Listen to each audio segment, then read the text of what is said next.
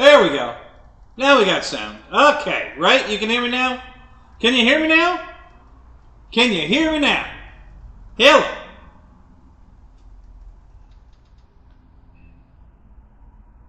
Okay, thank you, Rich. All right. I don't know if it's good sound or not. We'll work on it in a minute. We'll let everybody get in here. I'm sneaking a Lunchable snack here for a minute, guys.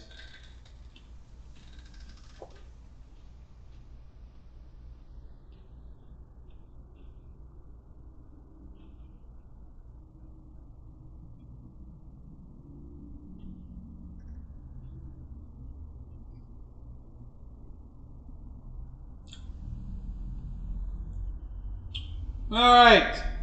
What's up, Tim? How you doing? Wild Bill, good to see you. Paul, what's up? How you doing, man? All right, so my AVG just popped up a stupid ad. I hate it when it does that.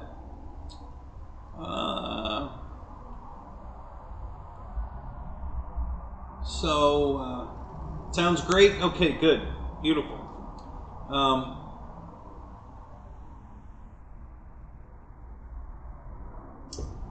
Yeah, so what I did, I upgraded my ex's, my ex-wife Debbie gave me her Windows 10 laptop because she don't use it, and it was exploding from inside because the battery pack is internal, and it was about to blow up. It was all, it had swollen way up, puffed, if you might say. So I ordered a battery, it came in, I put that in today, had to heat gun the bottom of the laptop and get it smooth again because it was all deformed from the battery. And so that's good. Let me look and see how we're doing.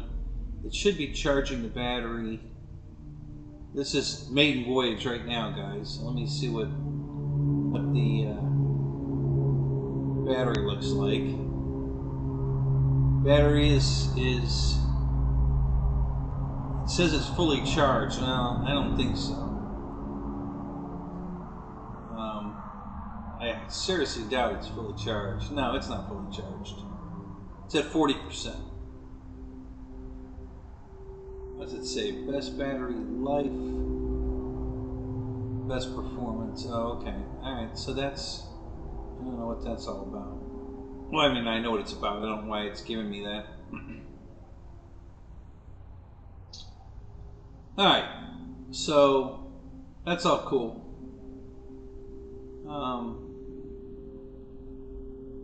1 hour and 20 minutes till fully charged. Okay, I've never had it do that before. Alright, so that's cool. Alright, anyway, it's charging. That's all I wanted to know. We're good.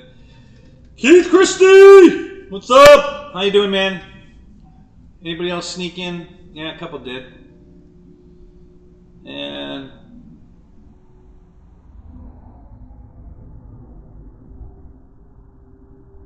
so let's see what else.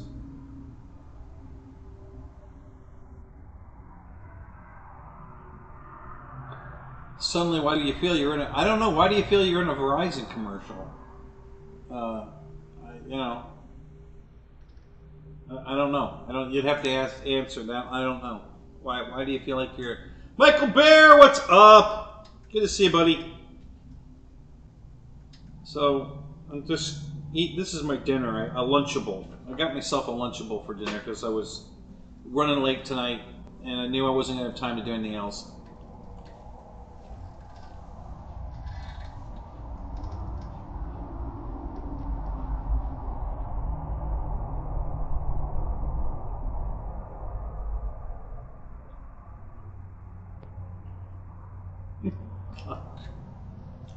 A Dollar Tree bowl of gruel? What the hell is gruel?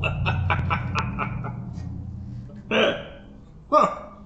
You can get Roman noodles at the Dollar Tree because I bought a 5-pack. So, yep, Victor, you are correct. It is a J65 right here in front of us. So, thank you. Good to see you, Victor. What's up? So yeah, we're gonna talk about that tonight. Why not? What the hell? Some of you saw the video. I know a bunch of you watched it. You know, very impressed, guys. This is a beautiful piece of, I'm going to call it art, because this is beautiful. What a beautiful airplane. Can't wait to put it together. It's going to be a simple build because it's all machine screws. You know, it's going to just screw right together, no problem. I got to glue the fuselage, which I'm not going to do tonight. Because I want to do a video, and I'm not going to set up to do a video. I'm going to do it maybe tonight after the show. I might set the camera up and do a video, the first part anyway, showing how I'm going to put it together, and then I'm going to take it in the house to glue it together because it'll be too cold out here. I don't want the glue drying in the cold. You're cooking cornbread? Oh, no kidding. Send some my way.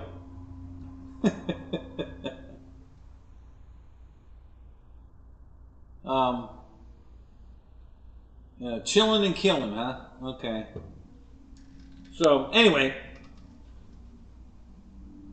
so I'm just snacking on my little. While people are jumping in the room here, we're up to 16. That's good. While people are jumping in, before we get talking about this.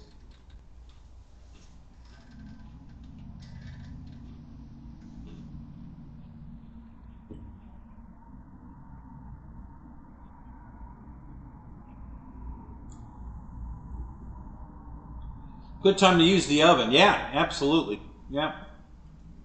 George Watts, what's up? How you doing, man? Uh-oh, George got some snow.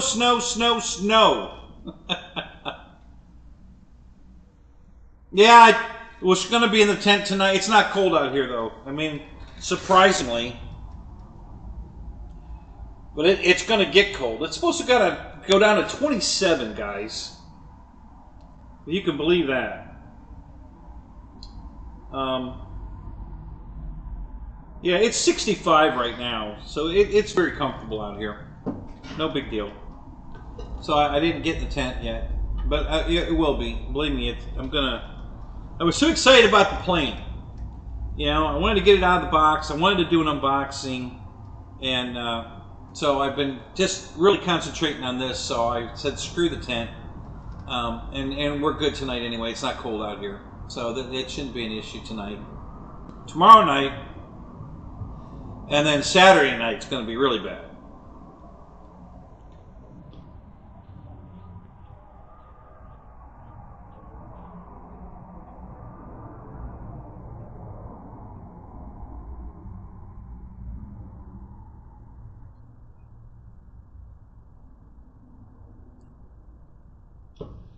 All right, Paul, which hat did you order? Is it a ball cap hat or the one that looks like the pilot hat you made me for my glider?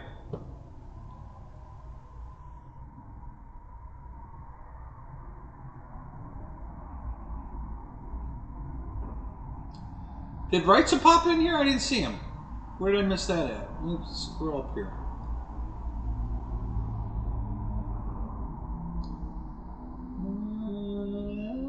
I don't see him. Am I missing him? How did I miss him? Michael Bear. I don't see Wrightson.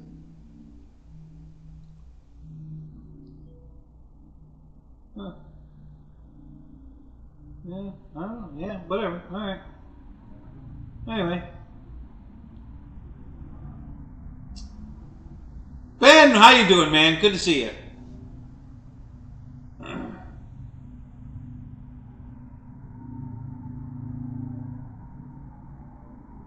Yeah, I'm glad I'm living in Florida for sure, Ben. Absolutely. You know, all this cold weather everybody's getting, I don't want none of that. What we get's cold enough for me. That's why I moved here. John, what's up? Good to see you, buddy.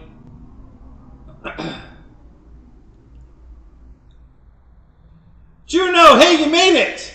What's up? Good to see you, buddy. My audio is way out of sync. Okay, we discussed that the last time. Alright, let me see if I can fix that. Let's try something here.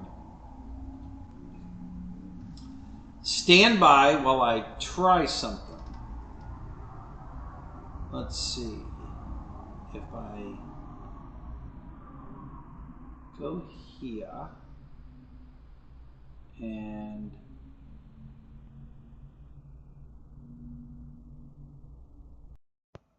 let's try that one. Okay. How's that? Any better? Does that sound better? Is it synced?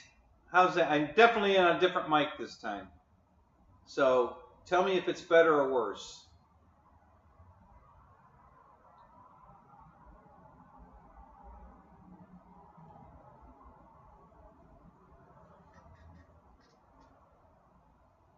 I'm sure that was supposed to be in sync. Right, Wibble?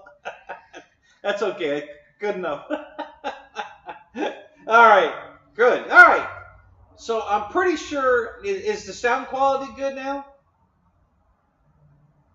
I know it's not as sensitive as the other mic because it's not picking up the road noise in the background like the other mic was. So Ben says just fine. Okay. All right. Well, we'll leave it there then. All right. That's good. I'm glad I finally got that mic working. So that's good.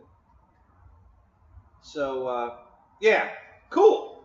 Real cool. All right. So what else is going on?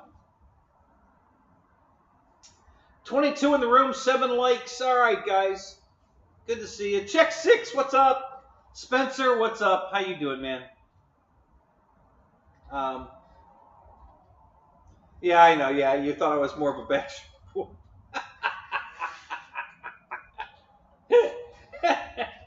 All right, George.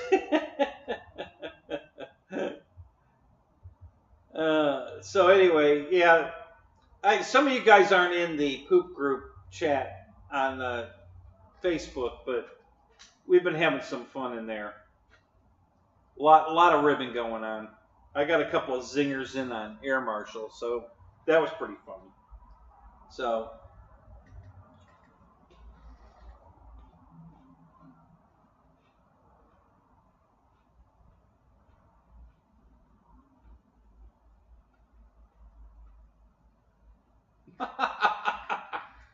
Is that right, Check 6?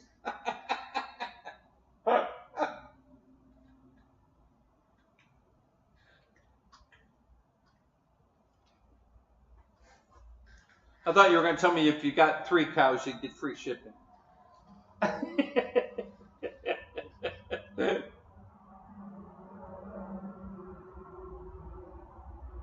Yeah, Ben, this thing is beautiful. All right, well, so we'll start talking about it.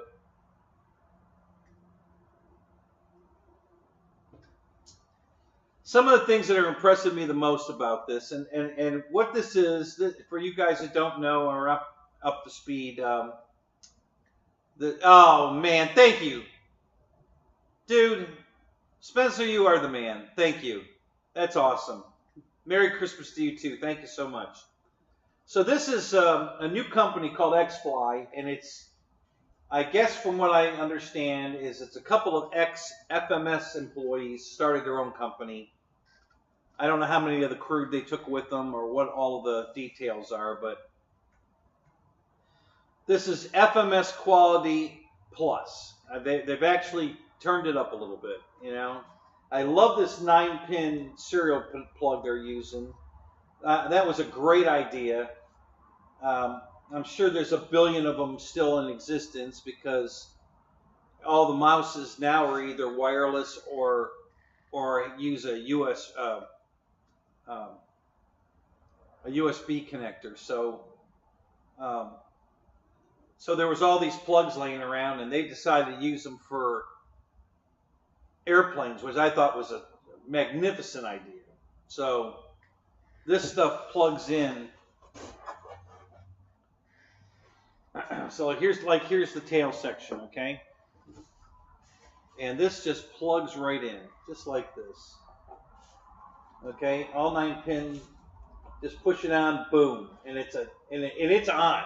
I mean, that ain't going anywhere. That's on there. You still have to put the screws in, but that's plugged in. So but it comes out too. It's not a. I know some of the plastic ones with the pins in them are so hard to get apart. Once you put them together, this comes apart pretty good. But it's a good positive lock. With that 9-pin connector, I really love that. So there's the tail. This is the part I have to glue, and then everything else is just machine screws. There's no wood screws into plastic or wood screws into wood. It's all machine screws into inserts. Brass. Brass inserts everywhere. So very nice. Going to be a real simple build. The hardest part is just gluing it together, and I'm going to do that either tonight or tomorrow morning. So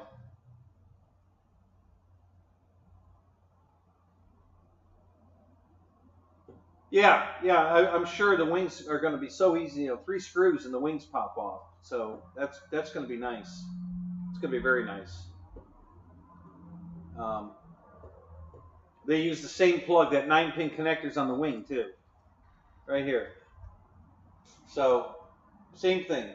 You got the 9-pin connector. You got 3 plunging plastic like dowels and 1 carbon fiber dowel. Here's the big carbon fiber dowel that goes through it, and then 3 machine screws into brass inserts in the plastic. So super nice. Just a beautiful, beautiful airplane. Super excited, guys. I'm really happy with this. This is such a beautiful airplane. I'm hoping maybe, I don't know. We'll see. It's gonna be awful cold. I was thinking about taking it out Christmas Day. We'll have to see how it goes. If it goes down as cold as they're forecasting, then that's not going to happen.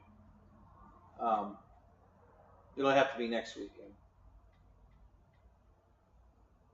But yeah, these winglets are so well done. The plastic insert piece, it has the little locking mechanism where you put it on the wing and then you lock it in, are just right on the money. I mean, they're just perfectly, recessed into the foam. So they're just perfect.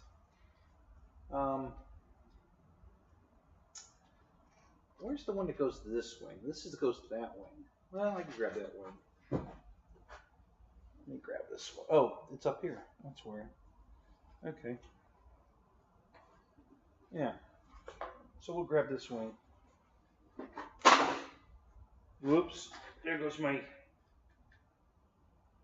Lunchable. Yeah, so they go in like this.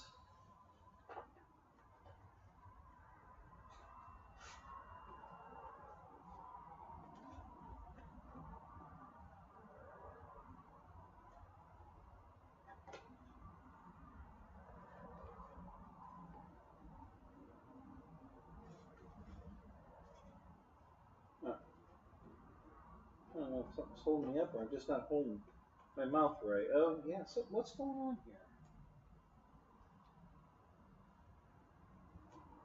Why is that so far off?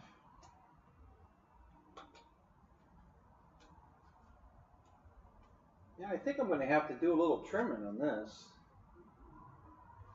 It doesn't look like it's seated right.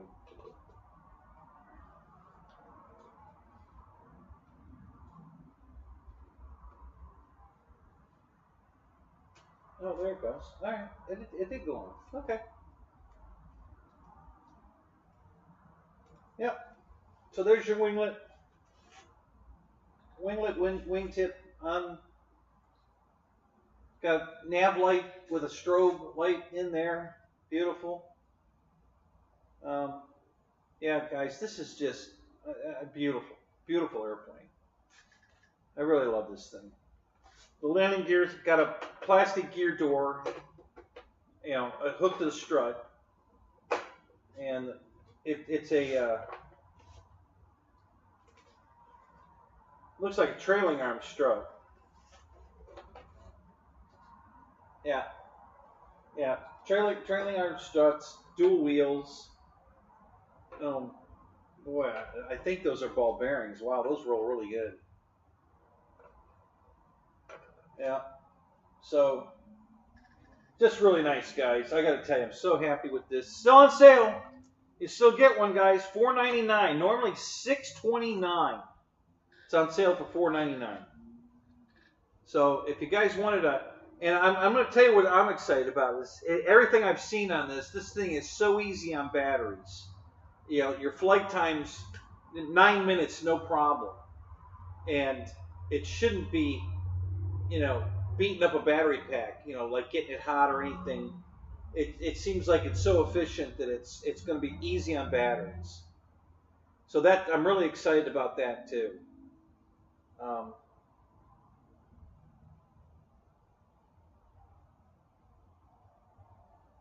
I might, Shadow. It depends on how hard it is to get them in there. I might try to put a light, like one bulb. I might try to like just shove a dowel rod in to make a hole, and then try to slide an LED up into the cabin area to have it light the cabin. You know, the cockpit area. Now there's no. These aren't windows. These are stickers. So you can't light the cabin. There's no windows. They're just stickers. But there are windows in the cockpit, so I might put a light in there. We'll see. I'm thinking about it. It would have been so nice if it had pilots in it. I know the One Motion cell's got pilots in it, or somebody put pilots in it. I don't know, but when they showed, had pilots in it. There's seats in there, and it looks like some kind of heads-up display thing in there. So there's some detail in the cockpit, but the windows are so dark it's hard to see in. So yeah, Matt, this thing should fly. Oh my God! I mean, the wing loading is so low, it'll probably glide. It'll thermal like crazy, I'm sure, and I think you know, like I said, other people have been getting 9 minutes. If they can get 9 minutes, I can get 2 hours. Okay, well maybe not that, but you know what I mean. So yeah, I'm really expecting some very low battery impact and some very long flight times. I'm really looking forward to that. Oh, the gear looks really good, Mike. It really does. The gear is super. It's all aluminum, no plastic anything here. It's all aluminum. It's a trailing arm setup. Oh, wait a minute. Is that plastic? No, that's aluminum. Yeah, it's all aluminum. So it looks tough. It looks good. I don't see a problem with the landing gear. I think it'll handle. You know, I've seen it fly off grass already, so I know people are flying it off grass, and they don't seem to be having any problem with it. I haven't dropped the nose gear yet to take a look at that, but I know it's a trailing arm. That I know, but I haven't really. I haven't really pulled it apart to check it.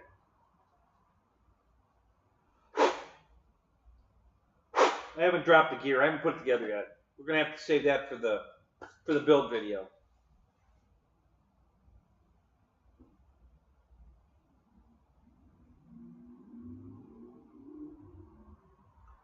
Kenny sold a body part. I suspect the left wing.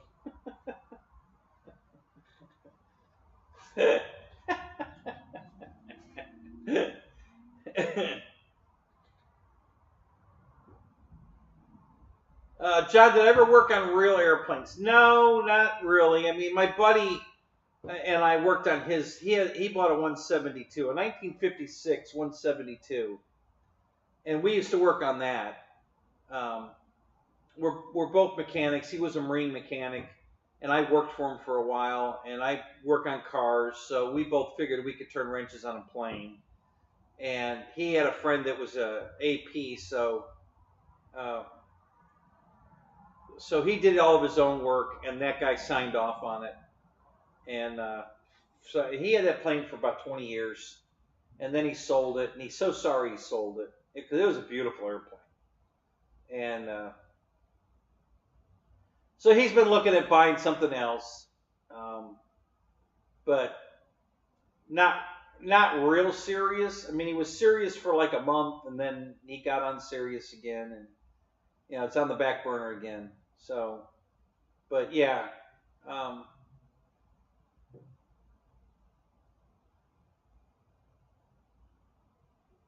Yeah, exactly, John. Right. Yeah. So, we did the labor. He came over, inspected it, and then signed off on it. So, yeah. Um, Fred, what's up? Even John gave you the Fred. So, yeah. So, but yeah, other than that, no. I thought about it. I mean, a buddy of mine's an AP for Southwest. And he works here at Tampa. Well, no, actually, I think he's working in Orlando now. I think he got transferred to Orlando. And then I met another guy, and he told me that they're hurting for ground crew over there, and then I should come over and apply. And I've thought about it. It's nights like tonight, though, that I wouldn't want to be the ground crew. And then Saturday night, when it's going to be 27 degrees outside, and I have to go out and turn wrenches on even a tire gauge at 27 degrees to check air is going to suck. Or getting, checking the fuel dumps on the wings and shit. Yeah, God, I wouldn't like that part.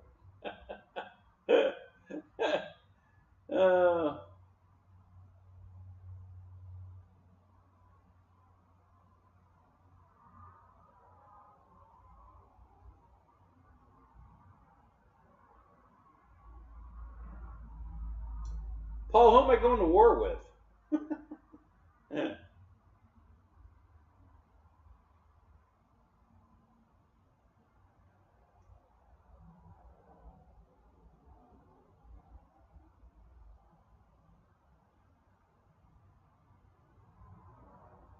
Oh, no kidding. Really? So, John, how old are you?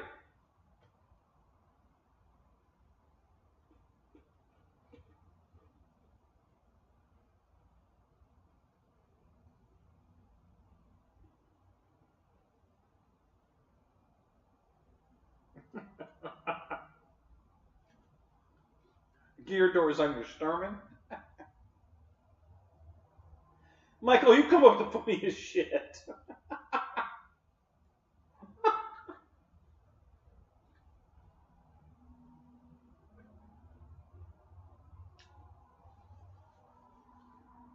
You should put gear doors on it with Christmas lights on them. That's what I would do. That would look pretty cool.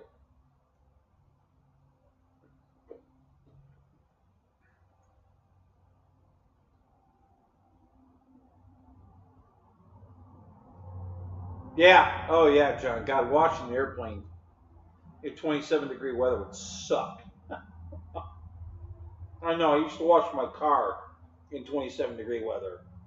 But I was using hot water, so that wasn't too bad.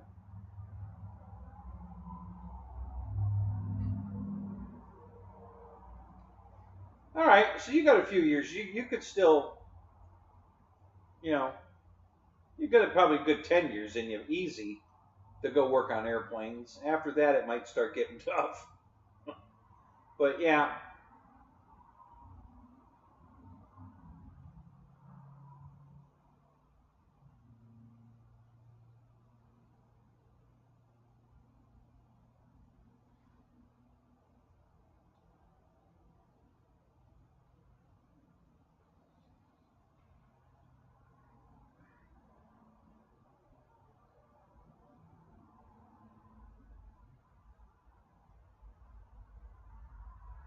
Yeah, aircraft mechanics in short supply. And there's a school right here. I forget the name of it. They used to have car shows there all the time. I used to go to the car shows there, and they have an open house, and we walk through it and everything. It's a pretty big school. I could go there and get my AP license.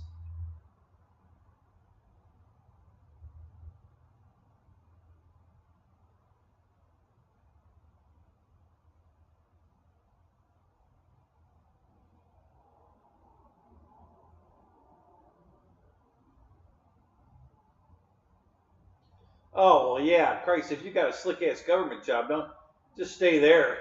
What the hell are you thinking? Yeah, that's a no-brainer. Yeah, yeah, just stay right there. I wouldn't go anywhere.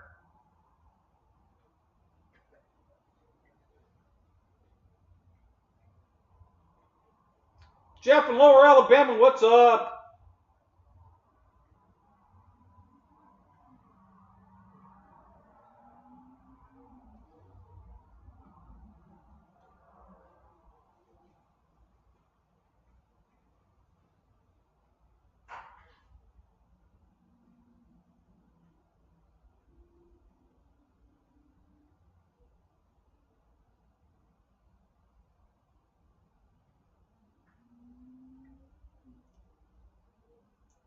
Yeah, I don't know who started that rumor, Paul, but I haven't been to the villages. So it's all lies.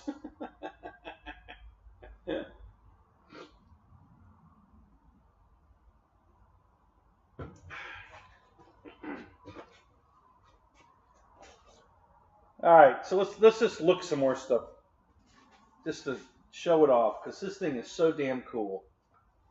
I got to tell you guys, man, I love this thing. Wow, really impressive. All ball links. The control horns are all reinforced control horns. Got these huge 1 inch long, at least an inch long plug, the plastic secures for the wings and the engine nacelles. Everything goes on the same way, and it's a lot of beat there, so it's not like just catching the tip of it. It plunges in pretty deep to get a really good bite. So it's just really, really done well. Right, so there you are.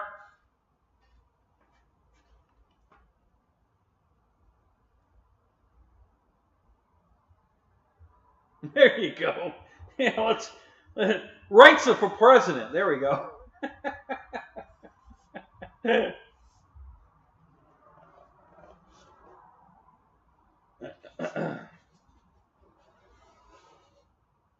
Yeah, here's one of the other things I really love.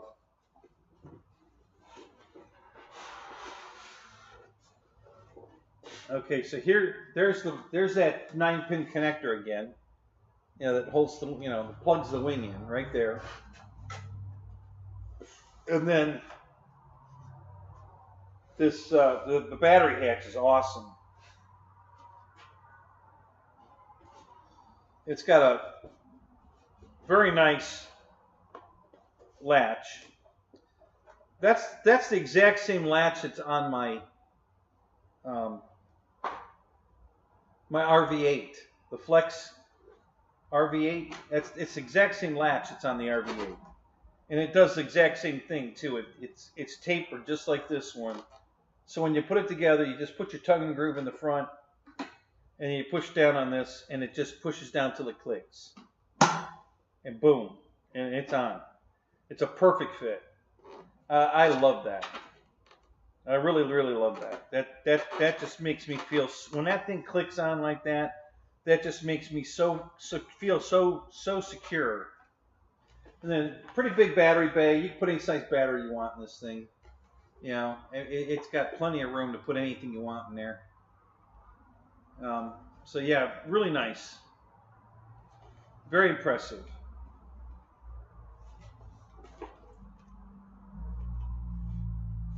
It's pretty light too, guys. It's definitely not a pig at all. This thing's pretty damn light. And I can't even begin to tell you guys how much I love this. This thing's really cool. I really can't wait to get it out and fly it. It has 11 lights on it, all LED. So that's pretty cool. It's well lit. It should look really good in the air.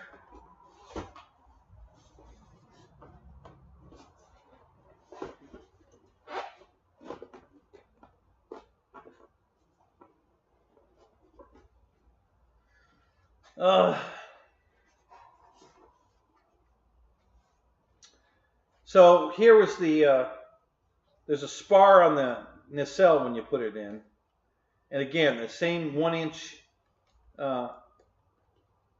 plastic with the brass nut in it, brass insert. So those slide in, they really secure this, and then this carbon, well, it's not carbon fiber, it's fiberglass, but it's the same kind of fiberglass they use on a computer board. That really stiff fiberglass. That's what that piece is. So there's a little tiny spar right there that slides into a plastic pocket on the fuselage. And then the two plastic, I guess, spars that secure it. And there's 2 screws that go on the bottom. All the screws on the nacelle are on the bottom, so everything's clean on top. There's no screw holes, no nothing. It's all smooth and clean. There's panel lines and everything here, but no fasteners showing at all. It's all on the bottom. And I talked a little bit about this. The only thing I would have changed, guys, this chrome ring is beautiful, but it's 2 pieces, and I really wish they had made it 1 piece. They could have, put the fan and everything in it and glued it together, and then had a 1-piece ring that went on last. I almost think they put the chrome ring, half ring on each half before they glued it together and then glued it together. So, I mean, they really don't show up at all. It's not very eye-catching at all. You'd have to really look for it to see it. But, I'm just nitpicking a little bit. That's the only, out of the whole airplane, it's really the only thing I can see that I would have done different. And it's not even that big a deal. But yeah, I think it would have been, I think it would have come out better if they'd have done that. But again, it's not at all a deal breaker. It's not a big deal. So what's going on here? Why is this not going back in? There's a piece of, that could stop it, couldn't it? I got it. There it goes. Okay. So yeah.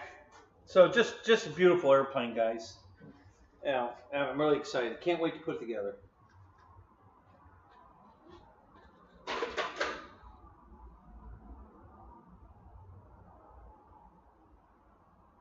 Yeah, exactly. When I nitpick up, I love the bird.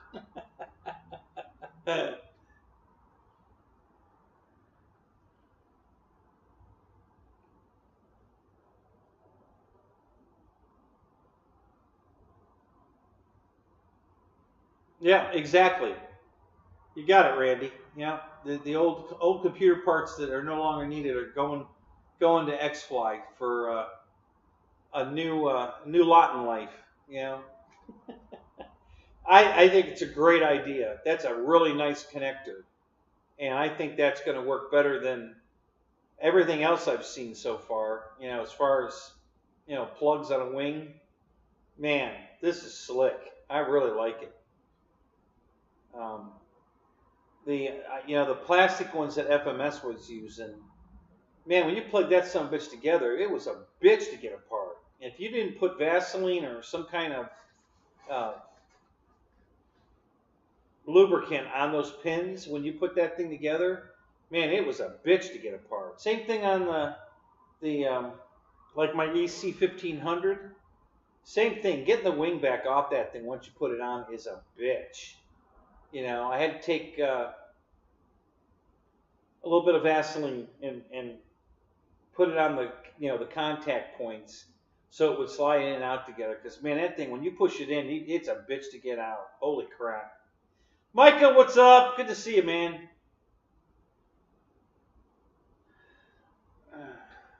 Mike Nolan, what's up? Good to see you. I have not, I bought 2 cans of Minwax, but I have not used it yet. I was going to use it on I bought that flight test amphibious plane, the hell they call that thing, shit, can't think of the name of it now. I believe it started with a G.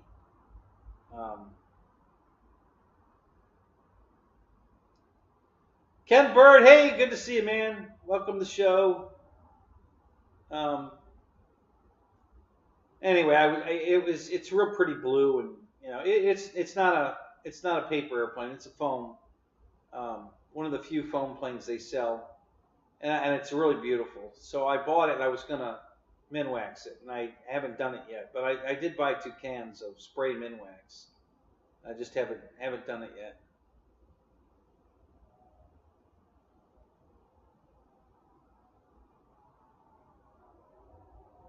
Oh, you did, Ken? Good. A bunch of people watched it, so yeah, thank you, man. I appreciate that. Yeah. No, not the Albatross. No, it's what are they? It's called like the Gidget or something like that.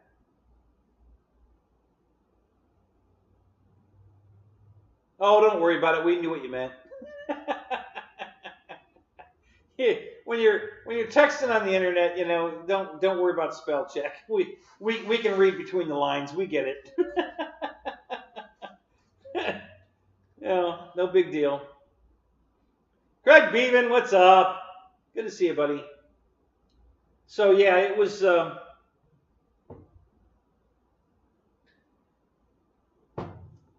Yeah, so I bought some Minwax, but I haven't used it yet. Been wanting to try it. I'm not super crazy about it because the ones I've seen are so shiny. They kind of just don't look right. I think I'm not positive. It was a while ago I bought it, but I think it was a satin finish, not the super gloss. I think it was a satin. Don't hold me to that. I'm not certain. But yeah, I'm and should I do this plane? This is probably not a bad candidate to do, honestly. Come to think of it, this might be a really good airplane to do that to. Since it's all bare foam, I'm liking that idea. It's not a bad idea. I think I might just do that.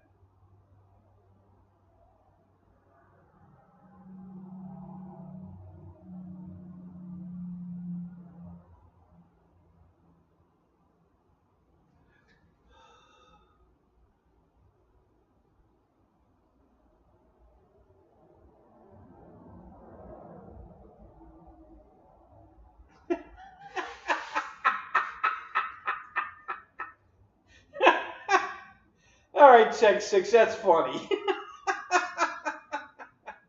You blended everything. I think you got it all. You might have missed something, but you got almost everything I talk about. So that's pretty good.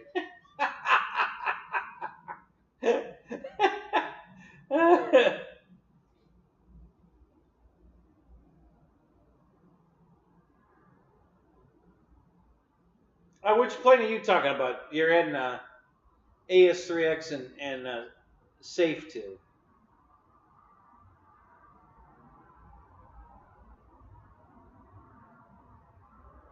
Yeah, fly it first. Yeah, that's good advice, Randy. I better fly it first.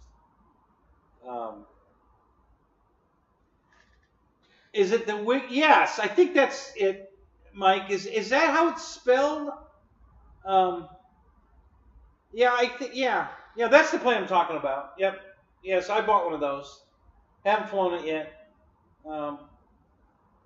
But yeah, it's beautiful. It's a really cool looking airplane. I like it.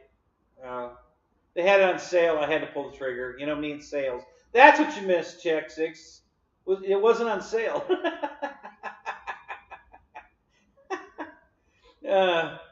So yeah, I bought that plane and I like it. I think it's, you know, it has landing gear you can put on it, but I don't want to put the landing gear on it. It looks kind of hokey with the gear on it.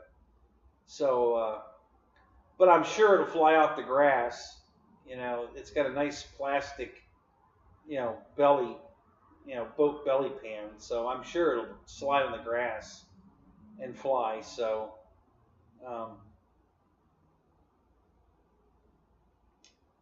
so we'll see.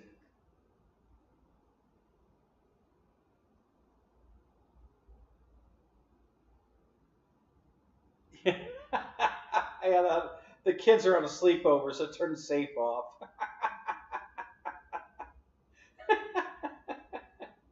Oh, that's funny. I know I missed something up here. Let me back up for a second. I can back up with this computer. It doesn't get all hung up in shit like the other one.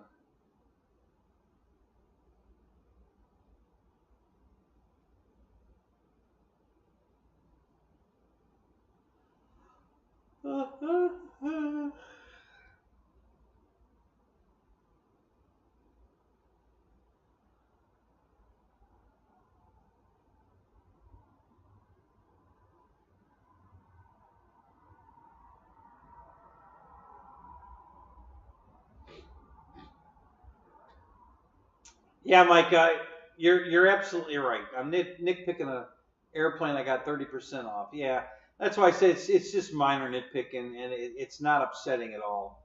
I just, you know, I look at it and see, well, why didn't they just make it a one-piece ring and, you know, glue it on the end after that? You know, why they? It seems to me it would have been easier to make it a one-piece ring than two halves. But you know. Yeah, I'm not at all upset about it. It's fine. Yeah, well, like I said, it was a very minor nitpick, and yeah, it's not a problem. But it just seemed to me like it would have been easier just to make it a single ring than two pieces.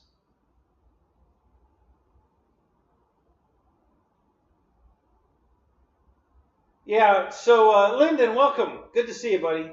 So this is that J65 jet from X-Fly. It's a new company that just came out, and they're getting their feet wet with some new planes. And this is a really beautiful business jet that that they came out with. This is what it looks like. I'll get the box here.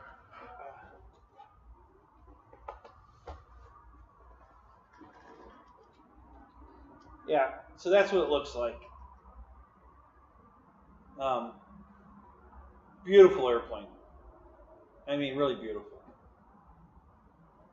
I'll move it around a little bit in case the glare is in the way. We'll make sure we get a glare-free shot.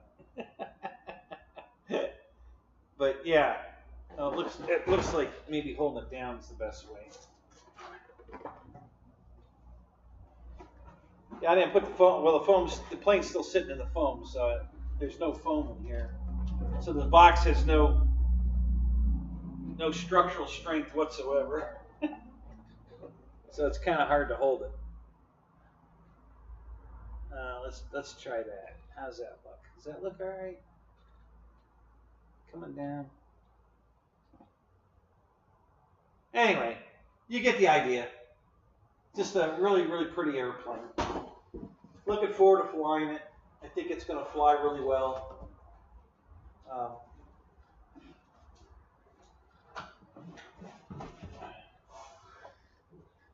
Yeah, you're going to just be a bugger, aren't you? There you go. So,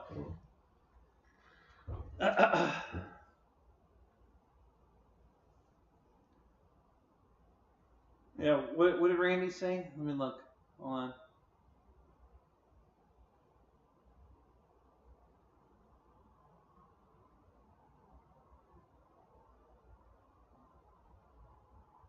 Oh, the fly it first thing, yeah.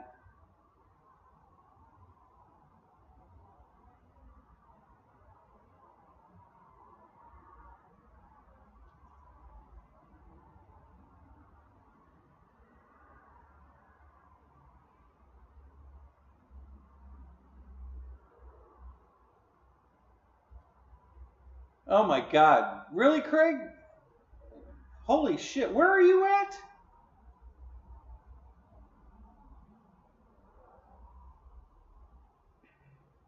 $8 below zero and 25-mile-an-hour winds. Oh God. Yeah, I wouldn't want to be outside in that with a wrench on an airplane. That'd be freaking insane. Oh my God.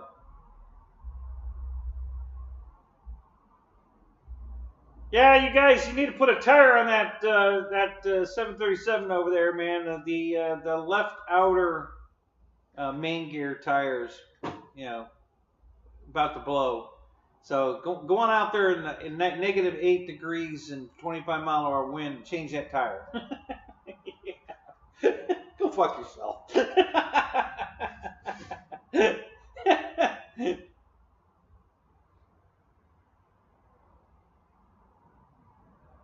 Oh God, no, Lyndon. I'll be maiden in it probably next weekend. It's going to be cold this weekend, but it'll probably be back in the 70s next weekend. So yeah, I'll be flying this next weekend. I might fly it Christmas Day. We'll see. It depends on how cold it really is. North Central Indiana. Oh my God, that's where my brother lives. Have you heard of Avon, Craig? My brother lives in Avon.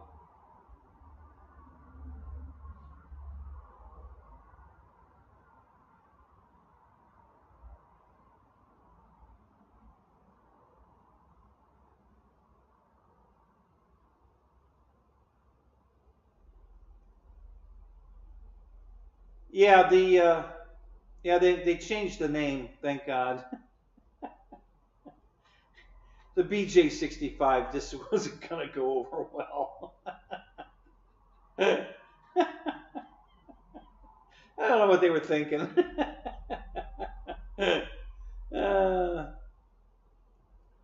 I guess that's just a. How close are you to Avon, Craig? Yeah, so you know, they don't get American humor, I guess.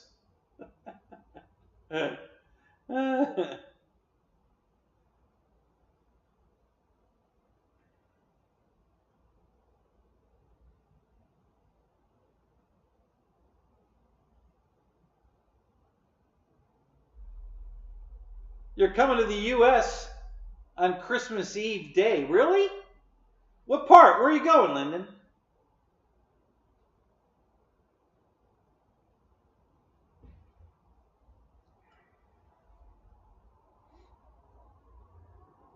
You live about 40 miles north. Okay. All right.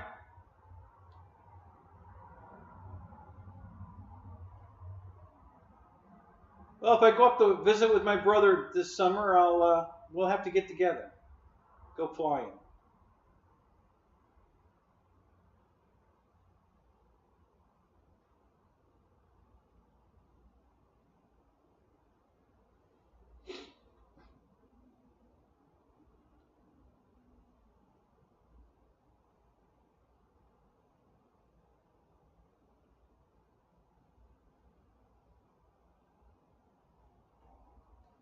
Yeah, Randy, this is going to be probably one of the easiest builds because everything's machine screw.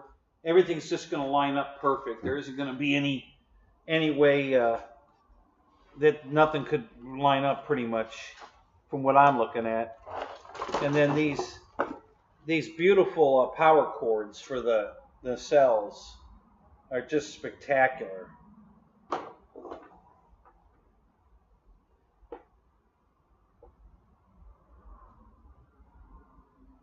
And the way they're designed, they can only go together one way. You can't plug them in backwards because they've got alignment pins that prevent you from plugging them in, the wrong way. There's a there's a round pin indentation here and a rectangular one down here. And so when you plug it into what you're plugging it into, obviously it has to line up or it won't plug together right. So they even thought of that. I haven't figured this out. So there really isn't a plug-in here.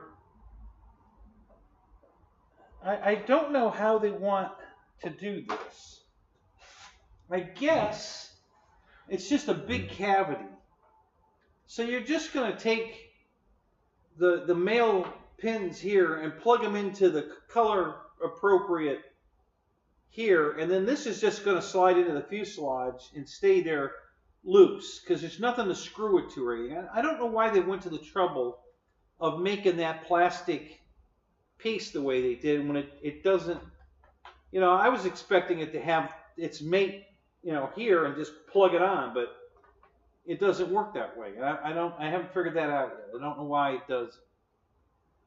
But the other end does. You know, you take this end, and there is a receiving fitted plug in the fuselage inside the battery bay that looks like that, and it's mounted into the wood battery floor, and they're side by side, and you're going to take this and plug it straight in there, boom.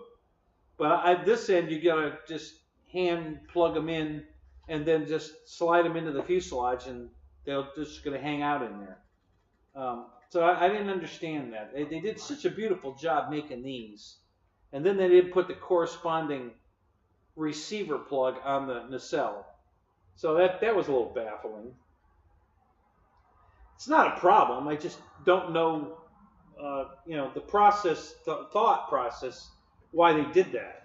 It doesn't make sense to me. But anyway, it's still, it's totally functional. It's no problem.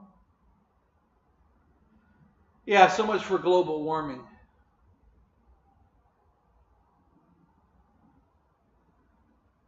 Instructions. Oh, yeah. Should I look at those?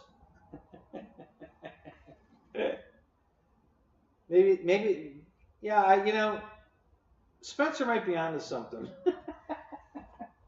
Maybe there's something I'm missing in the instruction book. Maybe I should look at that. Let's take a look at that. I like Spencer's thought process there. Let's look in the instruction book and see if my baffled question is answered in the instruction book. So here we'll take a look.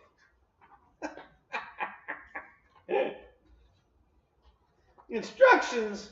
We don't need no stinking instructions. All right, so yeah, that part I knew. That's fine.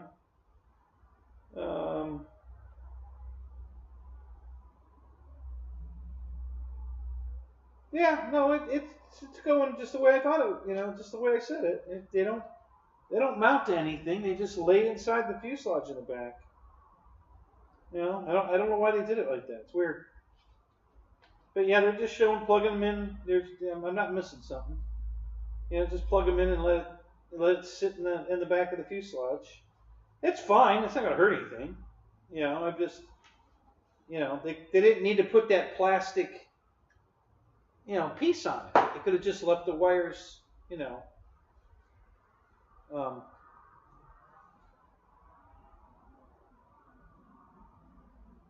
Yeah.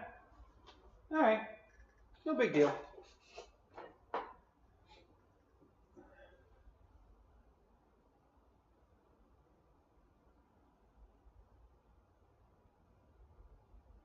Yeah, they're always built with common sense. Yeah, absolutely. All right, hang on a minute. Something.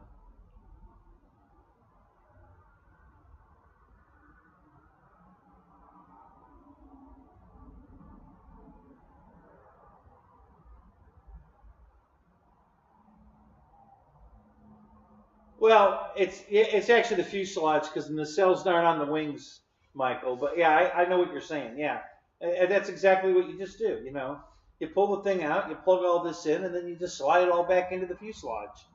You know, no big deal. It's like I said, it's not a problem. you know, they made that beautiful plug, you know, to make it look nice and, you know, like they did inside, where they're mounted into the battery tray, and it looks beautiful. And you're just going to take the wire and plug it in, you know. But you know, it's not a problem at all. I just wonder why they did it that way. It's kind of funny. Thank you, Ronnie. Appreciate that. Thank you. Yeah, Merry Christmas to you too, buddy. Yeah. Thanks for the unboxing thumbs up. Appreciate it. Yeah, I've done a few of them on the live stream here, and I need to edit them and then re-upload them so that they're, you know, it's the unboxing of this plane or that plane instead of just live Thursday Night Live with Kenny, or Hangar 51, because nobody knows what's on that video then. You know, if you weren't here for the live show, you don't know to go look at whatever plane I unboxed that night. So I got to take those and re-edit them, and I just haven't had time.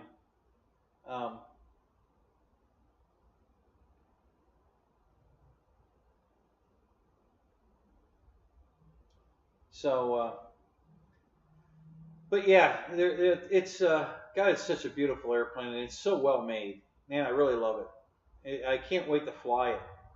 See what kind of flight times I can get out of it.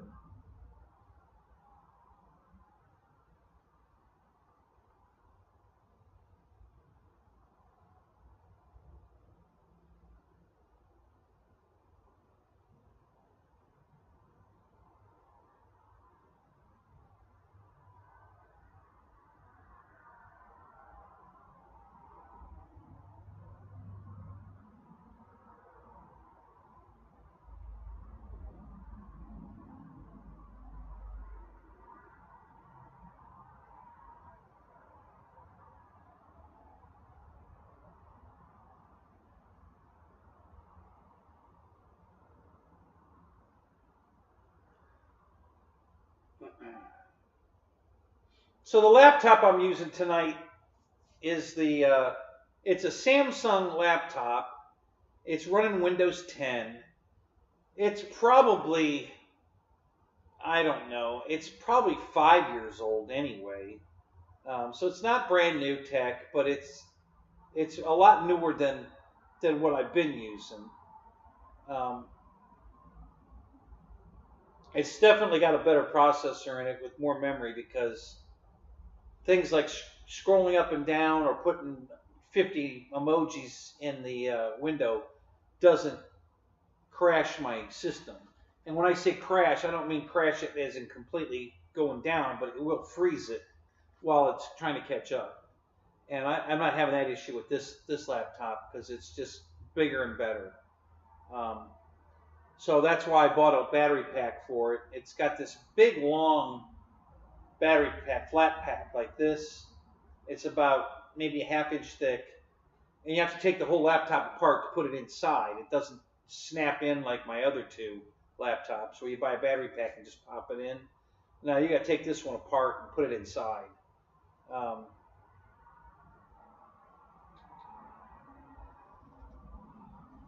Kenny, we're on Win 11 now. What does that mean, Jeff? I'm not following you there. I don't know what that means. So anyway, so I took it apart, and I had to take a heat gun and it flattened out the bottom, because the bottom had, from the heat of the battery pack and it's swelling, you know, puffing, it pushed the bottom of the laptop down and distorted it. So it was rocky a little bit, and so I heated it back up and flattened it back out, and it seems to be fine now. And yeah, so it's just a much better laptop than what I've been using. Now, Michael, I have not seen that laptop since the unboxing. You know, she took it, and I haven't seen it. So I have no idea where it is. I don't know what's going to happen with it. Well, she's got an attorney, and she's going to sue me. So we'll just have to wait and see what's going on.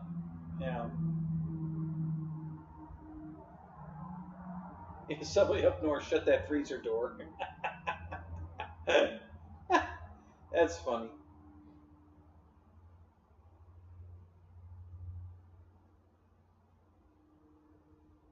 Right, exactly. Yeah, yeah, almost. I mean, it's not obsolete yet, but it's old. Um, my other two machines are running Windows 8, and now I'm getting um, nag messages on the computer every time I boot it up that I'm going to have to upgrade to Windows 10 because they're going to stop supporting Windows 8. So if I want any more updates or support on the Windows 8 that I'm running, I'm not going to get any more. So I have to upgrade to 10. I don't know that, and maybe you guys know, but I'm guessing that Windows 10 takes a lot more smoke to run it than 8 does. And these computers are so old that upgrading them to 10 is probably just going to be overtaxing them. They'll probably run worse than they do in Windows 8. I could be wrong, but I'm kind of leery about upgrading them to 10. They're just too old. I mean, it's a shame too, because both these computers look brand new. Both these laptops. I mean, they don't look old style or anything. They look just like new ones today, and but they are old, but they're in great shape, and the styling looks exactly like they still do, and so it's just hard for me to say I can't use this anymore. Yeah, it's a beautiful laptop, and I can't use it anymore. So I mean, I can use them for things. Listen, one thing I love, and all of these well, the new one doesn't. The one I got from my ex um, doesn't have a CD drive in it, but all the rest of my laptops, every one of them has a CD drive.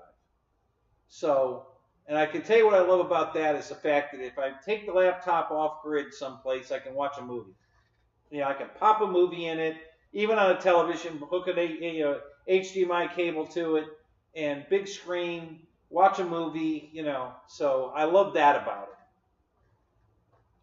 it. They're not married to the internet. Um, this one you can't do nothing if you're not online. It had. I mean, I can hook an external CD drive to it, that kind of stuff. But the other ones are all self-contained. They already have drives in them, and I love that. And I specifically make sure. I've got about 8 or 10 laptops around here, and they all work, but they're all even older than the ones I'm using currently. But they all still serve a purpose, and I have an idea of what I'm going to do with them. And once I get the hobby room built, you'll get to see what I'm going to do with them. I'm not going to spill the beans right now, but it might. Let's just say my studio background is going to be really cool. so so we'll enlighten you on that when we get there. So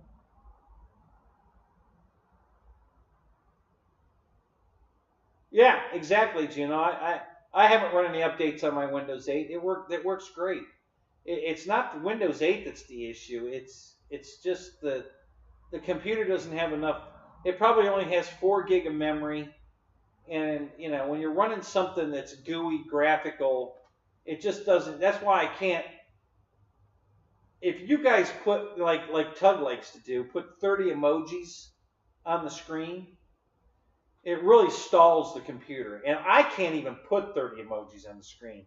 It only let me put about 12 before it'll stop accepting. I can't even click more onto it. It won't accept it. Or if it does accept it and then I hit the send button, it won't send it. So it won't even let me use the amount of emojis I want to use.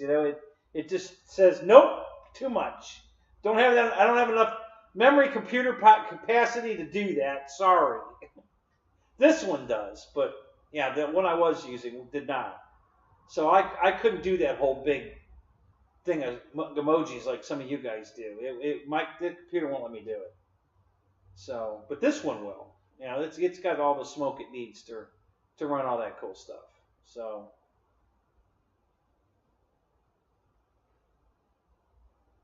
Yeah, no, I'm not running Windows 95 anymore. A couple of my computers are. I do have a couple of laptops here that are still running Windows 95. Yeah. I have one that's running Windows 98. I have two that are running, what was that? Vista. Remember Vista? I have two computers here running Vista.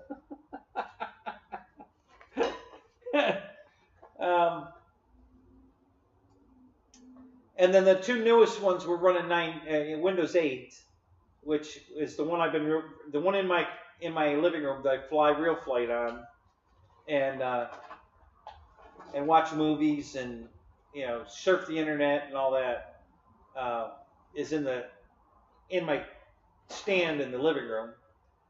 And the other Windows 8 machine was the one I was doing my show with, and it's sitting right there. I did the show. I think I did the Sunday show. Yeah, I think I did the Sunday show with the old laptop, if I remember right. Because I had the new one in the house, so I just hooked up the old one and did the show with the old one. And then, like I said, they still work, but they just have their limitations. The more complex the program you're running, the more smoke you need to run it. And so, all this new stuff with all the extra shit they're putting in it, the computer just doesn't have the capacity to run it right. So that's where I start lagging. But this computer's newer and it's got a lot more smoke, so it's not having any problem. So, so let me give you a little story. So I used to be a computer programmer for my brother. He had his own company, and I worked for him. And he hired a new guy. Funny enough, that this new guy's name was Ken also. And he brought a piece of software with him that he wrote. And when we acquired him, we acquired his product. That was part of the deal. He got paid well for it. And it was a software to run an automotive repair shop. And it did everything. It had a database in it. It would automatically generate oil change postcards that would go out in the mail to remind them, hey, it's been 6 months since an oil change, you're due, make an appointment today, kind of stuff. And it tracked all the work you did on the car and all that stuff. And it would order the parts. It knew if you were ordering this piece, you've already designated you get that from Napa, and if you're ordering this, you get that from AutoZone or whatever. And it was a very nice system. It had some issues we had to correct when he came on board, but it was a pretty nice piece of software. The problem was it was all GUI. I mean, every single button, every little click button, everything had a picture on it, okay? A GUI, an emoji, a picture. And all that stuff takes a lot of power to run. I mean, a lot of power. And we're talking, this was 30 years ago. 30 or 40 years ago. I'm thinking, wait a minute, what year was it when I was working for him? 98?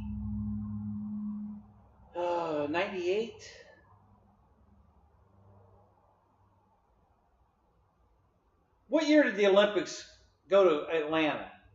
It was that year. What year were the Olympics in Atlanta? I know one of you guys will know this. So anyway,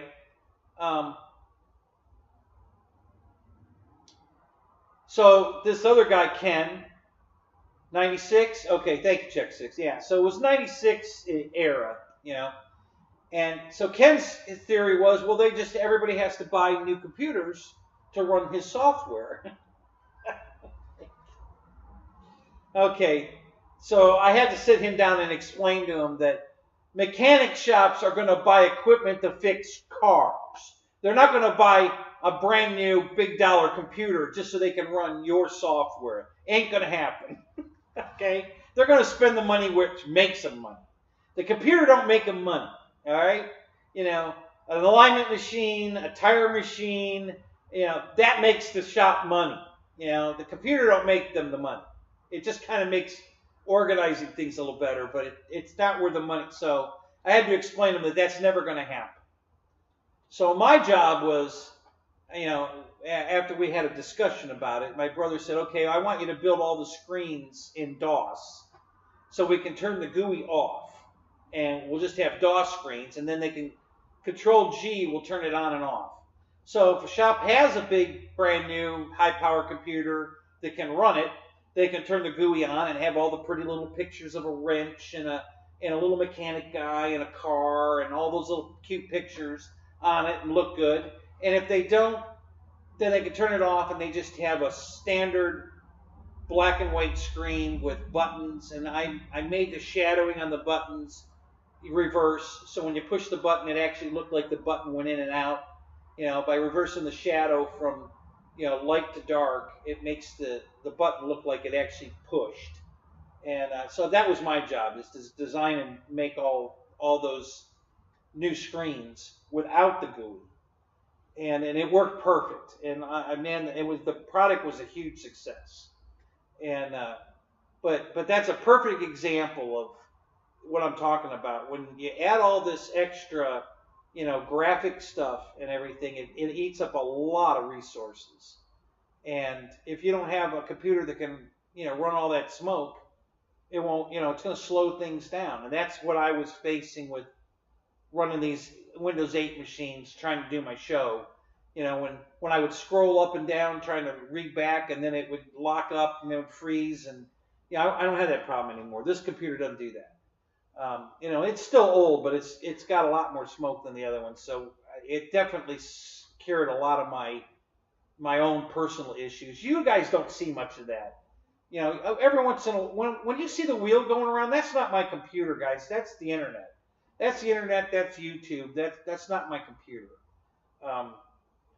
The things you don't see is when, like, my screen won't scroll, like the chat isn't scrolling up so I can read what you're saying, and then all of a sudden it goes up 30 lines and I missed all of that. So now I got to back it up so I can read it, and that's when it starts locking up, and because it doesn't like doing that.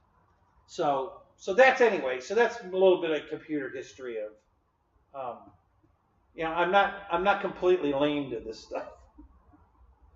I'm just cheap.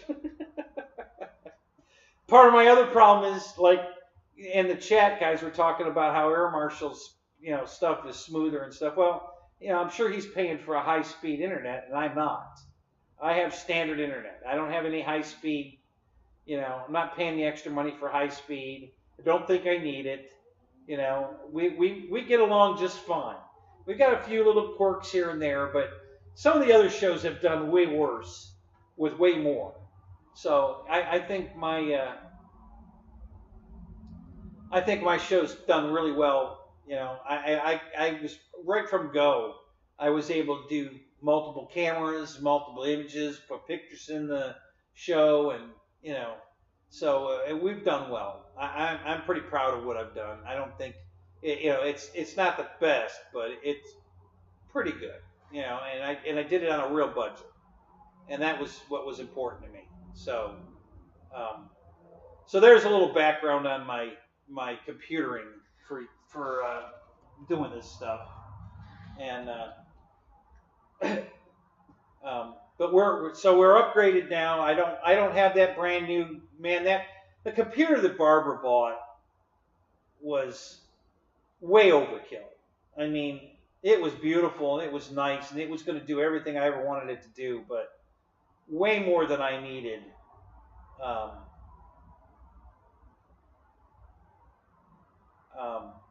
To run the show, way more than I would ever need to fly real flight. I just didn't need all of that.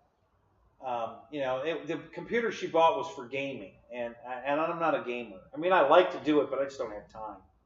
And if you're not playing it 24/7, and you go into a room with somebody that these 10-year-old kids that's all they do all day, you're gonna get your ass handed to you. They're if you're playing like Call of Duty or any of those games, you're done. Especially if you don't have high-speed internet. I mean, you get shot, 15 seconds before you know it by the lag, you know. The guy already shot you, and you're running, and then the next thing you know, you're dead. Like, oh, what happened? So yeah, it's I don't have time or money for that right now. So that's way in the back burner. So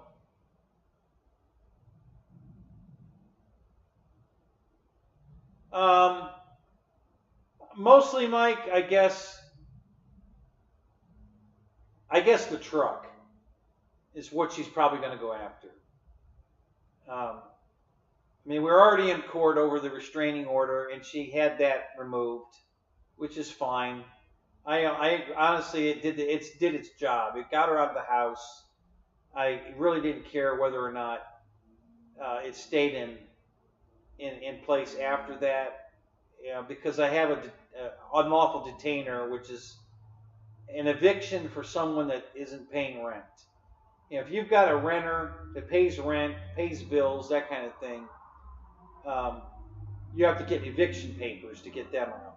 When you've got somebody that's just a guest in your house and refuses to leave, they're not paying rent, they're not, contributing to the household, they're just squatting, then that's called an unlawful detainer. And I had to pay $453 for that, and that's the same as an eviction.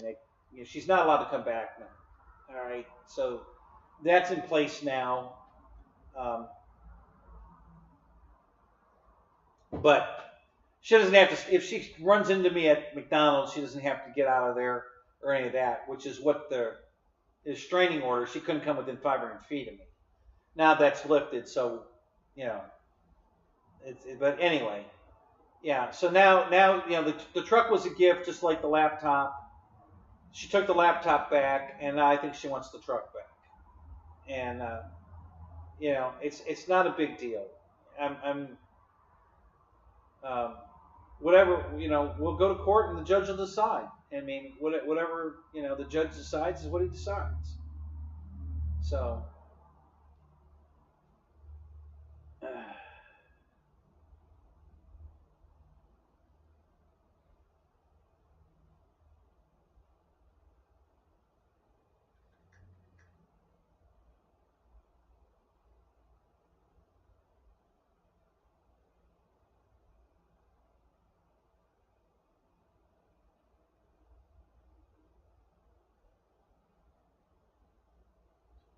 Brian, can't you click the skip? There's a skip button in the corner. You're not clicking the skip button. A couple of them are going to be non-skippable, but they're only like 5 seconds long. And you should have gotten past. You shouldn't have gotten more than one of those. And then the next one's skippable, and if you don't skip it, they'll keep running them. I mean, I've already learned that one, man. I don't care if you want to watch that commercial or not. If you don't hit the skip button and it gets to the end, it's going to start another commercial. So make sure you skip the first one you can skip, and then it stops. But if you don't skip it, it'll just keep piling them on. So make sure you hit the skip button. Otherwise, you're going to have to sit there watching a lot of commercials. Yeah, I do too. I have a ad blocker running, so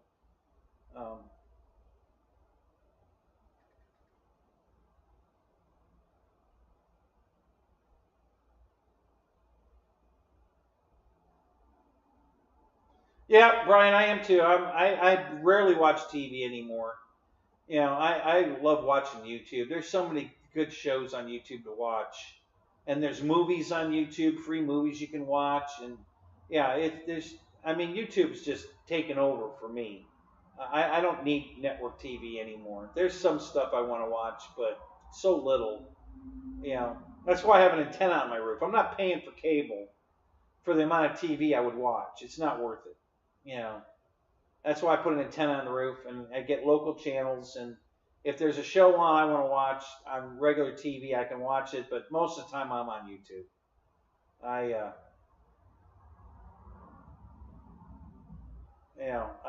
just, there's so much good stuff on YouTube to watch. Not just everybody else's shows, but movies, YouTube movies, made for YouTube movies, with big stars in it, you know. I've seen some really big stars in movies that were made for YouTube, and yeah, I just they're crushing it. There's no way I'd ever pay for cable again. I stopped my cable at least 10 years ago. I canceled my cable subscription. And just started, I just have internet, and my internet's $58. And that gets me Pluto TV, which has 500 and some channels, I think. That's all free, and YouTube's all free, and then there's YouTube on demand that's all free. There's Pluto on demand that's all free. So you can go down. We were looking at the Pluto free list at my ex's, and there were 502 movies, not combined. There's all these different genres, TV, movies, documentaries. I mean, they just go on down and they break it all down into. But free movies. I went to the on-demand list. There's 502 free movies to watch. All of the. I don't know why. John Wick. All three of those movies are available on free on demand, free download. Those were pretty good movies. I don't know if you guys watched those or not, but I was really surprised that they were available free.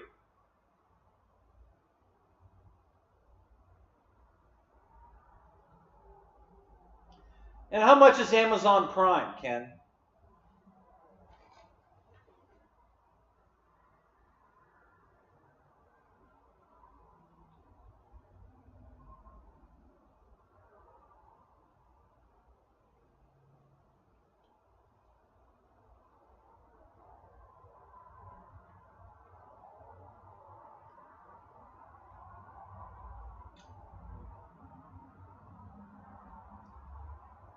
We were paying for Netflix, but Netflix keeps going up, and we're going to cancel Netflix. It's too expensive, man. We're not going to keep paying that.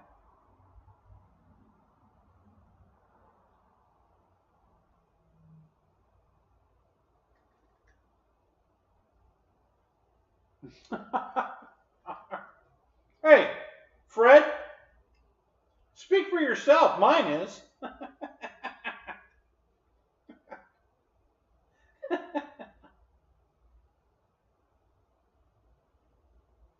You're going to New Jersey. What's in New Jersey, Lyndon?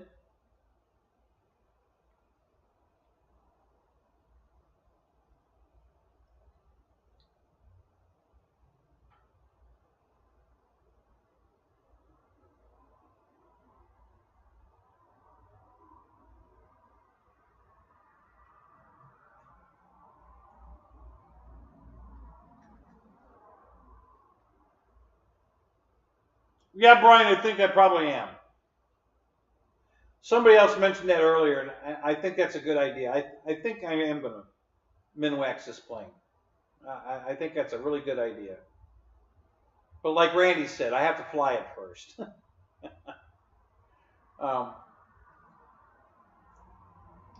Yeah, see, I'm not paying $139. There's nothing anybody's going to put on TV or whatever it's worth $139 to me. It's just not worth it. I am plenty entertained with the free stuff I can watch. Plenty entertained. Not that picky.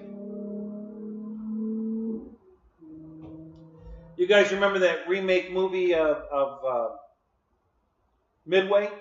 The latest remake of it? That's available right now free on YouTube. So, I mean, there's a lot of good stuff out there, guys, to watch. So, I have no problem keeping myself entertained.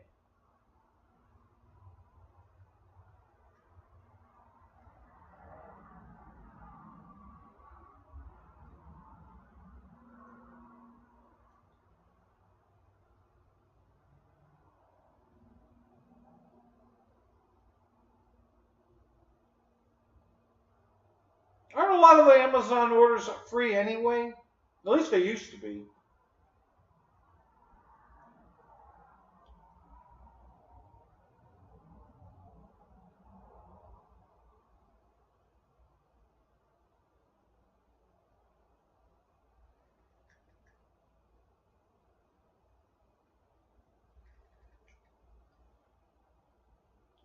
Yeah, do you have relatives there, Lyndon? Is that why you're going to New Jersey?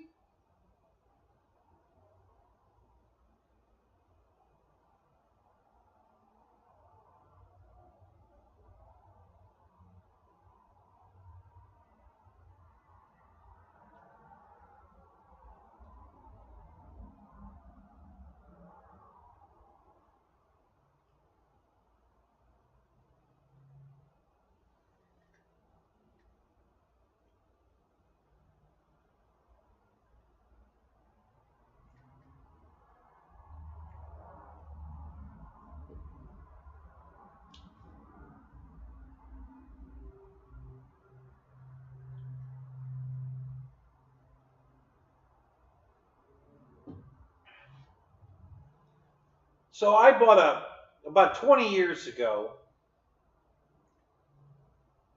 Yeah, I think it's been about 20 years. I went on Amazon and bought a Kindle so I could download books to read. And of course, you can get that from Amazon. So I got an Amazon credit account and an Amazon credit card and all that. And I don't know what you guys buy on Amazon, but every time I go on Amazon to buy something, I can't get it. The vendors that are selling whatever it is I'm trying to buy, they don't have it. It's out of stock.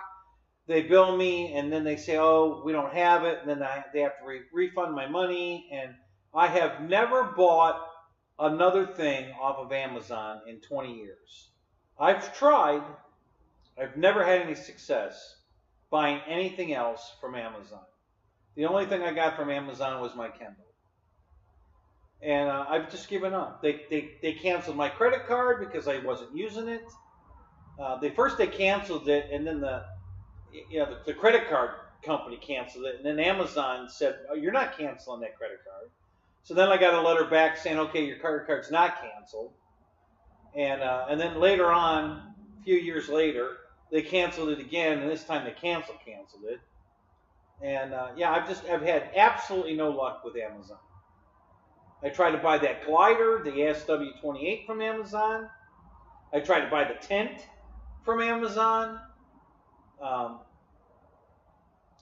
Just absolutely no success at all with Amazon. I know a lot of you guys love Amazon. I just can't, I've just had no luck with Amazon. So I gave up. I mean, I still have an account there, but I don't have a charge account anymore because they closed it, and I'm just not going to shop on Amazon. I have way more success on eBay. So if I buy anything, I buy it off eBay instead of Amazon. The prices are always cheaper on eBay. Everything I've ever found on Amazon, I found it cheaper on eBay. And I've never had a problem with eBay. I mean, I've had, just like you guys, you get your money back. You have a problem, and Amazon sends you your money back. Same thing with eBay. I've had issues, but the battery is not operating normally. Replace the battery pack is highly recommended. It's a brand new battery pack. What the hell are you talking about? Let me look. Hold on a second, guys. What's going on with the battery?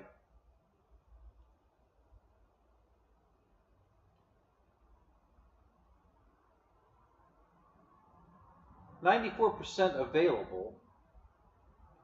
Plugged in. Okay, hang on. I want to see if it's getting hot or something. I don't understand why I got that. It's a brand new damn battery pack. I just put it in here. No, it's cold. It's not overheating.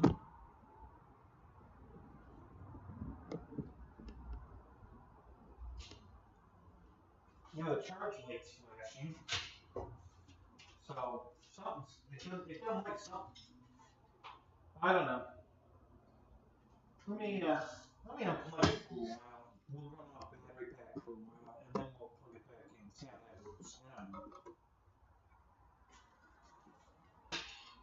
It'll notify me if it's getting low, and then I'll plug it back in.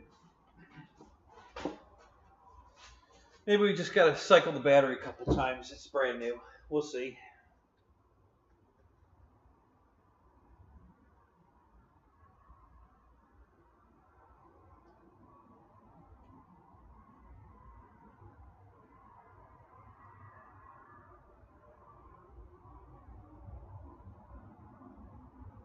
Yeah, okay, Ken. So, yeah, so you had a problem with 3D printing, they sent you another one.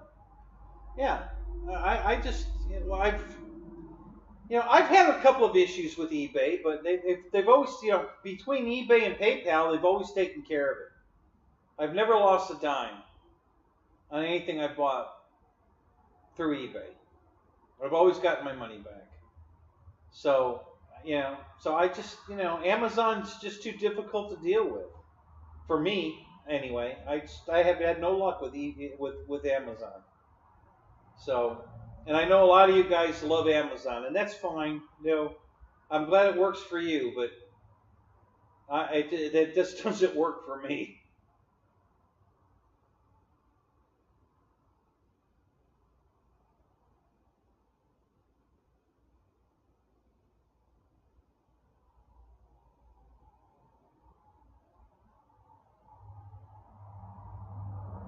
Well, that's nice.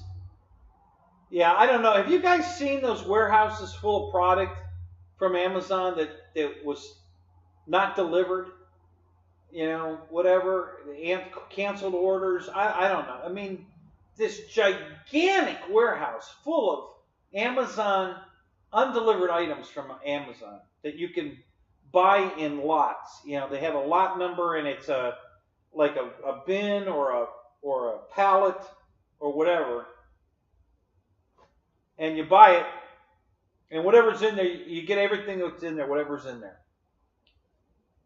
I mean, there's just tons of that.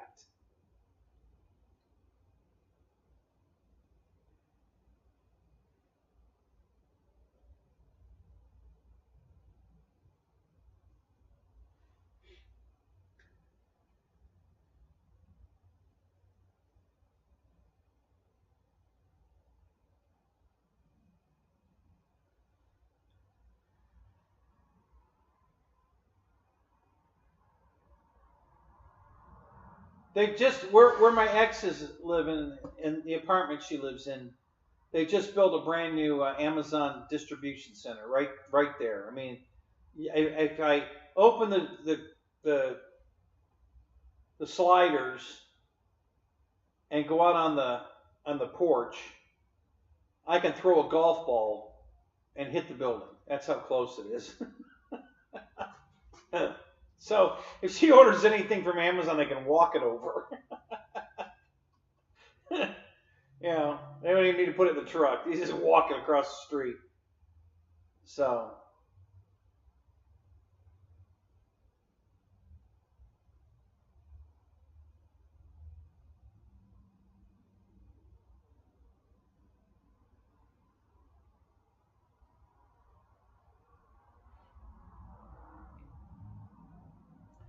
yeah, Mike, listen, I get it. I've heard those stories. I haven't had that experience, but you guys haven't had the experience I've had with Amazon. So, and it's like UPS and FedEx. Some of you guys have horrible service, and I have great service. I don't know exactly what the formula is that makes it work or not work for me and you and whatever, but I'm just telling you that eBay's been great for me, and I just can't. Every time I try to buy something from Amazon, I never get it. It's either out of stock.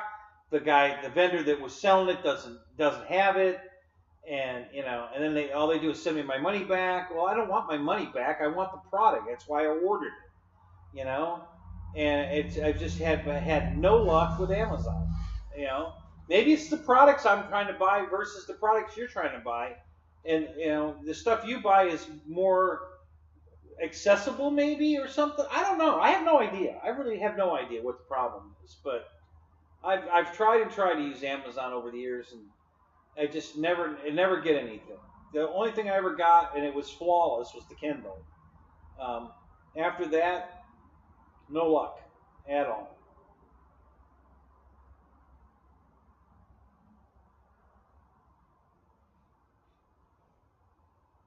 Yeah, yeah. See, that's another thing too. Like Paul in here for McNeil, he has no luck with PayPal. I don't know how many of you guys have PayPal. I have PayPal. I have no problem with PayPal. Paul can't use PayPal. I don't know why, you know. But he's told me over and over again that, you know, every time he tries to use PayPal, there's a problem. You know, they whatever. And I don't know. I've never had any problem with PayPal. They're really good about being in your corner. I tell you, you know, every time I have a fight with Banggood, PayPal's always there for me, man. They take care of it every time. So.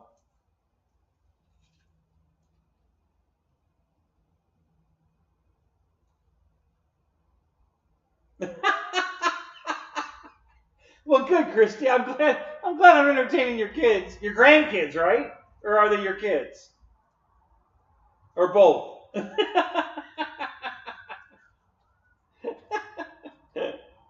Yeah.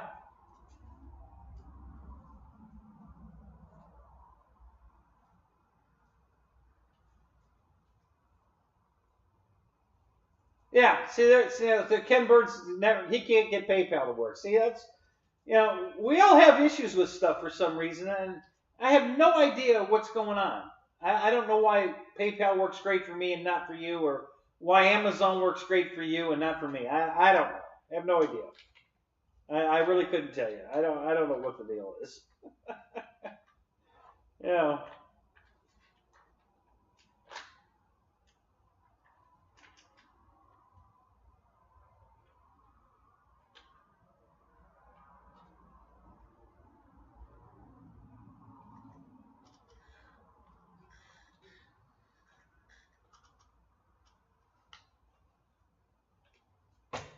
Hey, Christy, do you ever buy Lunchables?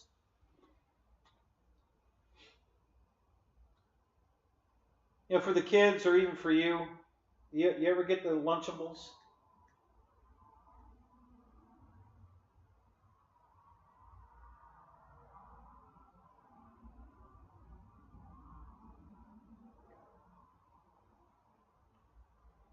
I just found these tonight. You know, I buy them because they're cheap and easy to get a quick bite to eat when I don't feel like cooking or whatever. Um, they're normally oh, good, Roy. So you know. So normally they're in that, you know, little plastic container with the plastic top on it, and you know they're like $3.50 or whatever. Well, okay. Well, I just found these at Walmart tonight. It's a Lunchable in a box. Okay. It looks like that, and it's, you know, 6 crackers, six what is this, ham? 6 ham slices, 6 cheese slices, 2 chocolate chip cookies, which is the normal Lunchable, and a, what is this, a Capri Sun drink. Okay, so you get the regular Lunchable you normally get, and the drink, and it was $2.69 for a Lunchable with a drink. I'm like, damn, that's a good deal. I'm gonna buy that. So there's a, you know, little tip if you guys, you know, or you're looking, when you go to Walmart, look for these boxed Lunchables. Now some of them are expensive. Some are like $4, $5, but this particular one is only $2.89, $2.69, less than $3, and you get the whole blown 6-stacker bologna ham. This is ham and cheddar cheese on a cracker, and 2 cookies, and the Capri Sun drink for less than $3. Now that's a good deal. And if you buy 3, you get free shipping.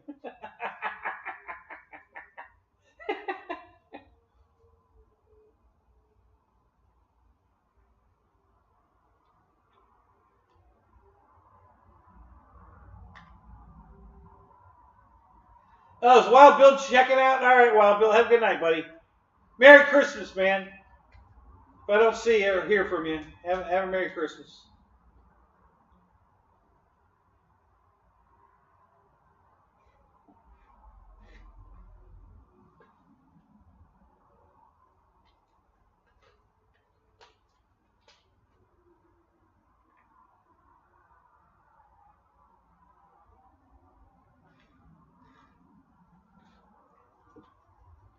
You get a Butterfingers? No.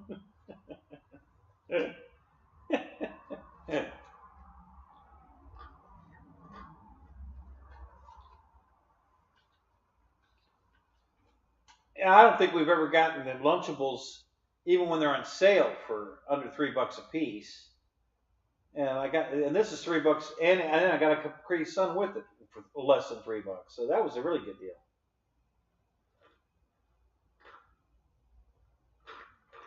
There you go. So Mike Bird had a ham one today himself. So we're having the same. What are we going to call that?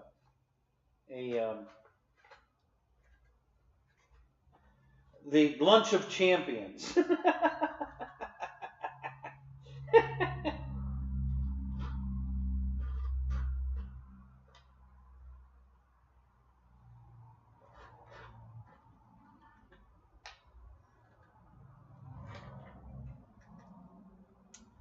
Fred, what are you selling that you have to make a profit on? I missed that. What the hell? What the hell was that? Well, let me scroll back because I can. And it'll work. I don't see it though.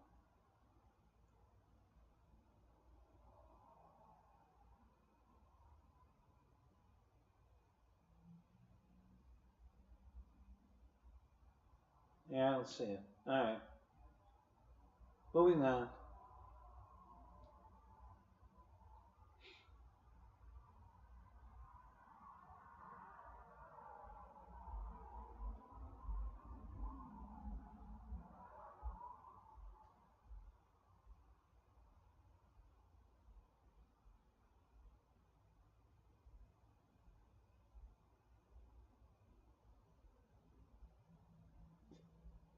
Yeah, Randy, and how much did that set you back?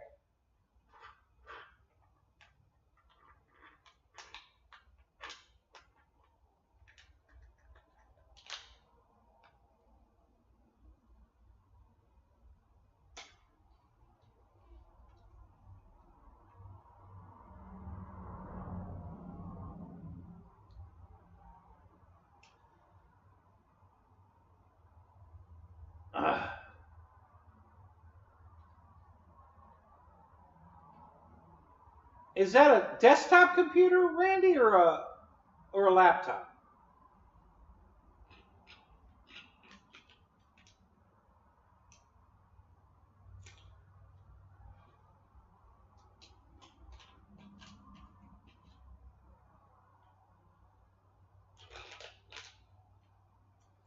Uh-oh.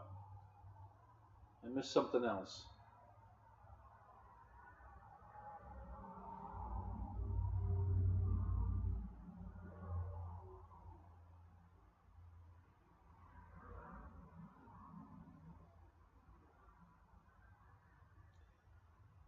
Freddy's is your favorite store to shop at, Roy? What's Freddy's? I don't think we have any Freddy's down here. Not that I'm aware of.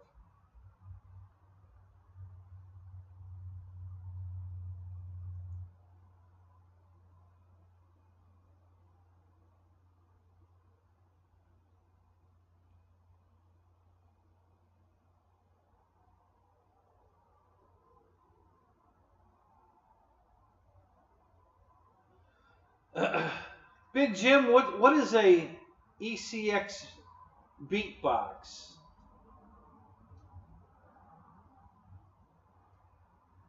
You bought 36 of them? Really? Yeah, I don't know what that is. I don't know what a beatbox is. $126.99.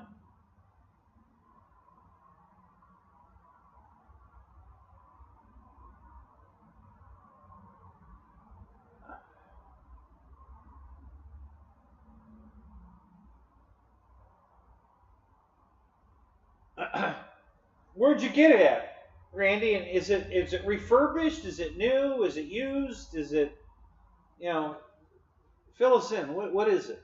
I mean, I saw all the specs.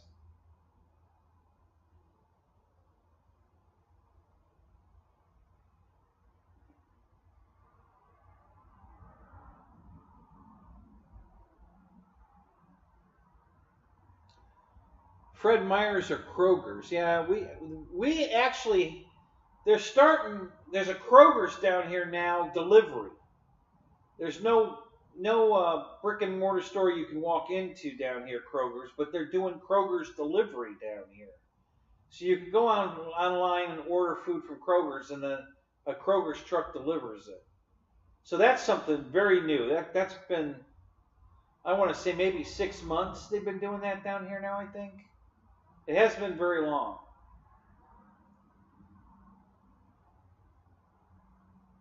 You toss the baby in bed.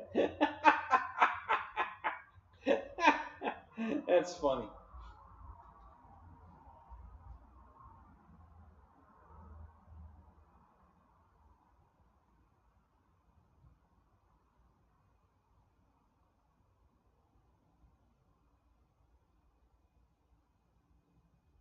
So you ordered it in November 19th, huh? But from where? Where did you order it? Who are you doing, like Tiger?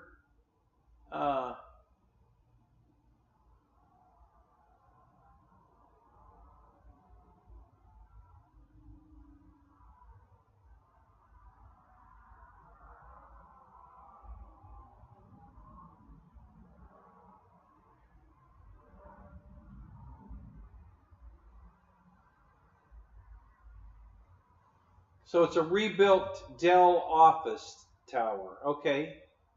And where do you go to order one of those? You go straight to Dell, or is there a company that's doing this?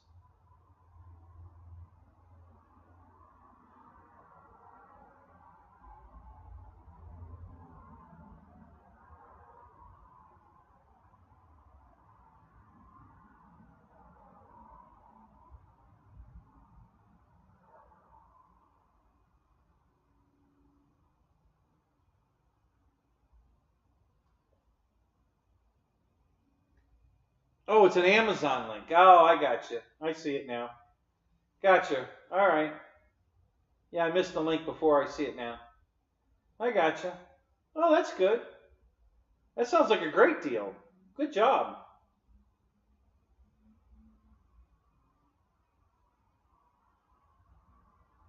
As long as you call me baby. I can't click the link, Randy. It won't open. Every time anybody puts a link up, my computer won't open. Well, maybe this computer will. Let me try it. The other computer wouldn't let me open it, but let me try this one. See what happens. Yeah, sorry, we can't find that page. Happens every time. I don't know why. When I click on those links, they don't work, but they never work. So I don't know what's wrong there.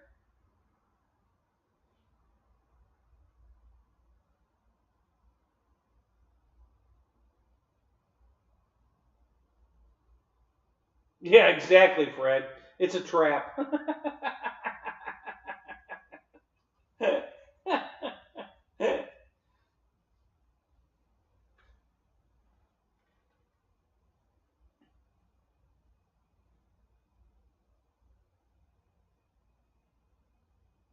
Now, see, that's funny. I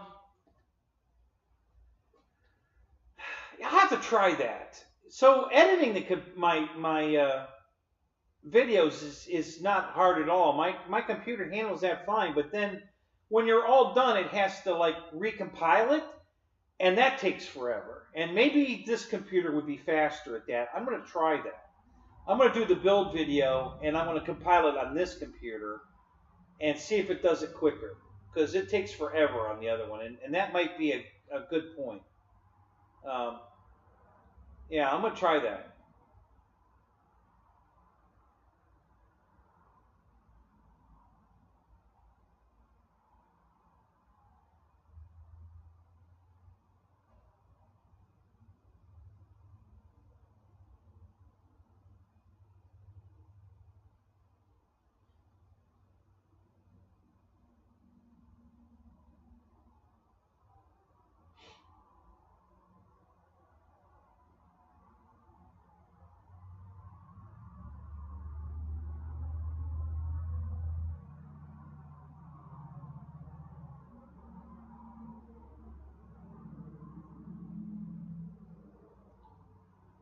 Yeah, I'm not interested in a desktop computer. I have my reasons. I like laptops, so I'm only looking at laptops, and I'm not. If this one's working after putting the new battery in it, I'm not gonna be buying another laptop. This one will do just fine. This should work for another. I'll probably get a good 5 years out of this. When it's due for another battery, um, so right now it's telling me I have 2 hours of battery life yet. I unplugged the charger, so the new battery says I have 2 hours of battery life yet.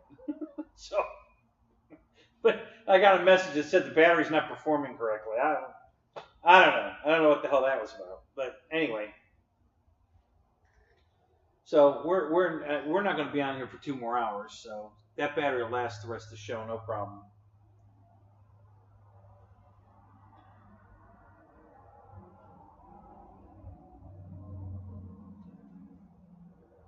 Yeah, Mike, I get it, but man, it's hard today to live without a computer. I mean, we couldn't be talking right now without a computer, and that would suck.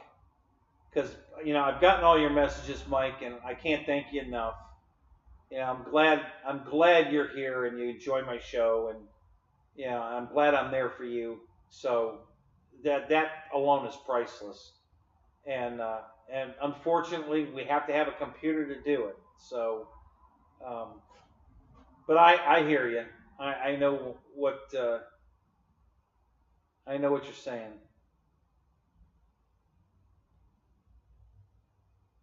Why am I hiding behind the J65? I ain't hiding. I've got it out because I love this thing. I wanted you guys to see it. God, this thing's beautiful. I mean, I love this thing. I can't wait to put it together. I'm gonna tonight or tomorrow morning before I go to work, I'm gonna glue the two halves together, and then it's gonna be a simple screw together after that. So I'll be if I glue it together tonight, it'll be ready to screw together tomorrow morning before I go to work. So I might do that. I might shoot a video and build it tomorrow morning, and it'll be ready to go. And so, if I get the chance to go flying this weekend, if it's not 20 below zero,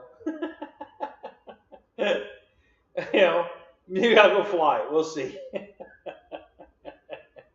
Yeah.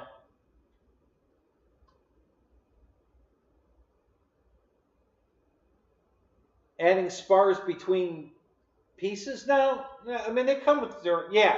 There's two spars on the fuselage. Yes, they come with it.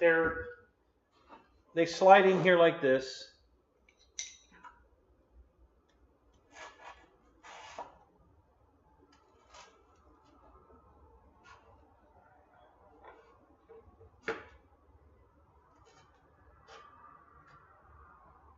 Yeah, we had them in and out of here like 6 times.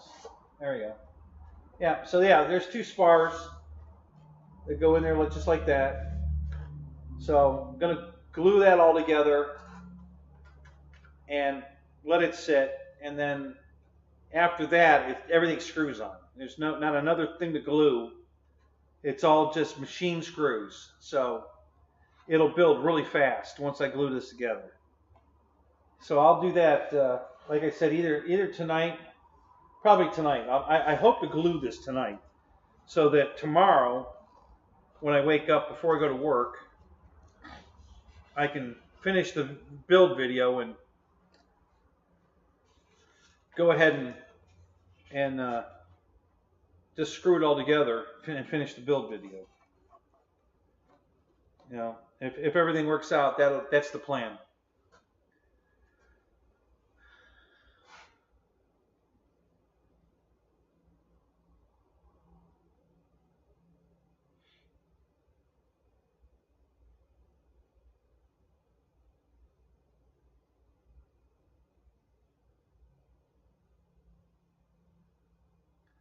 Well, that's cool. How do you like the turbojet?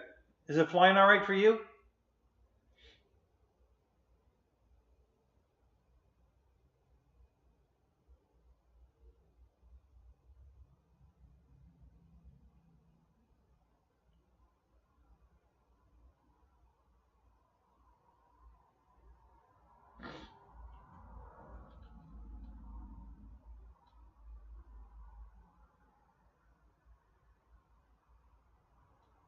Right.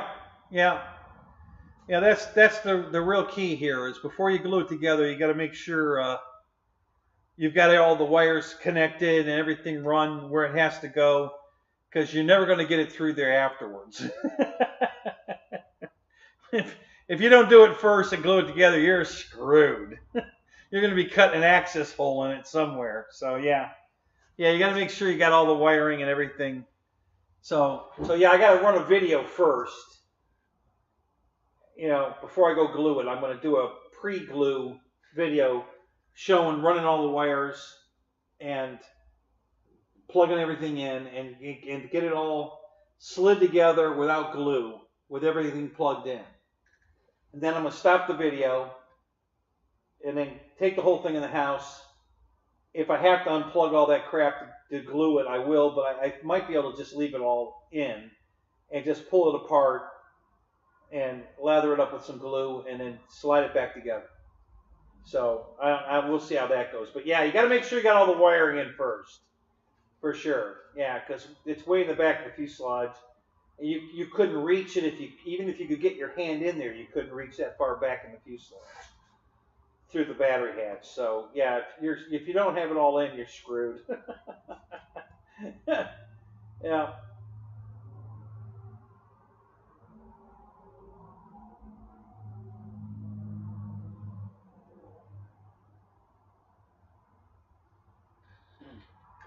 Yeah, Big Jim, I looked at both of them, and I definitely like this one better for a lot of reasons.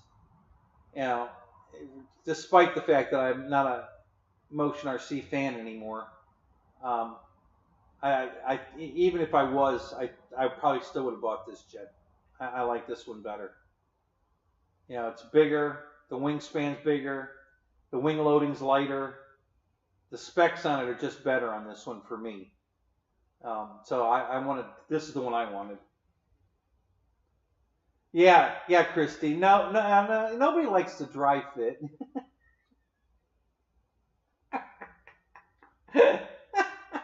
You need that lube, it just makes things better. Oh, God. You're so cute.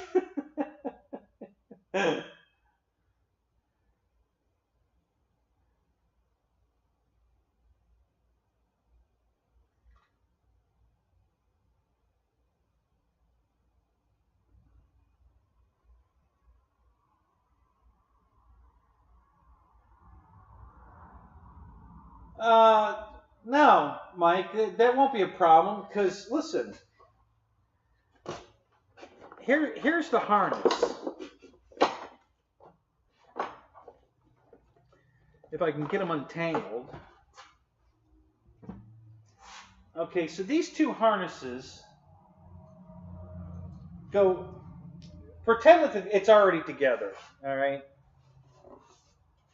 These go through here. Let me do one at a time.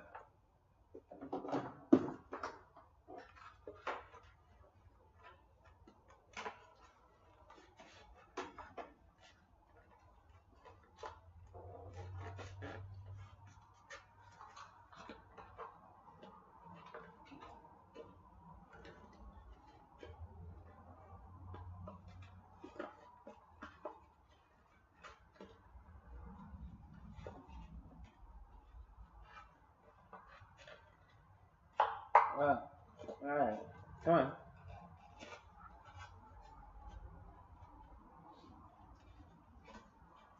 There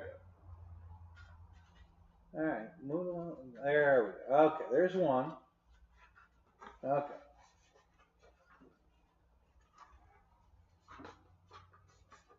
Okay. Alright, so there's one.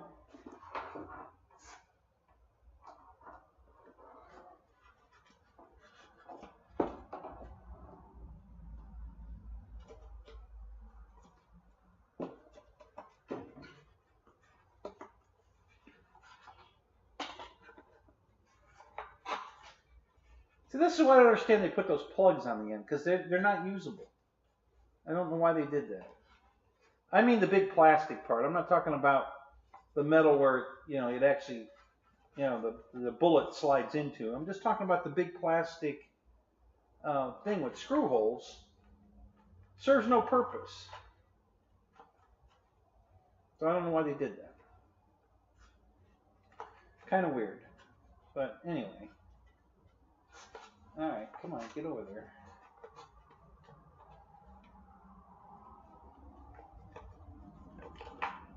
There we go.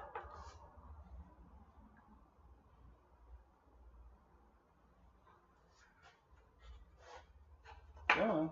Get on there.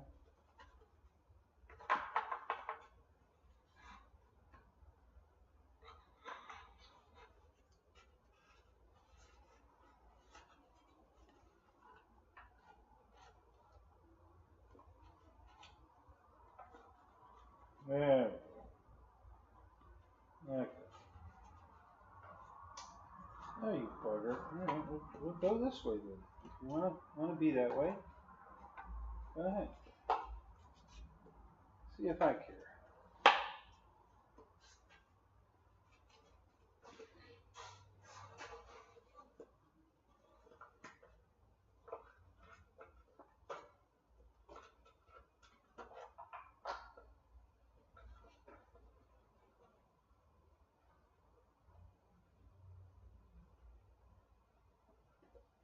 So I'm trying to get the wires in the right spot because I'm planning on just leaving these in here now. Since I already put them in, I'm going to leave them.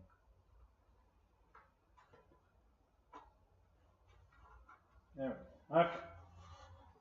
Alright. So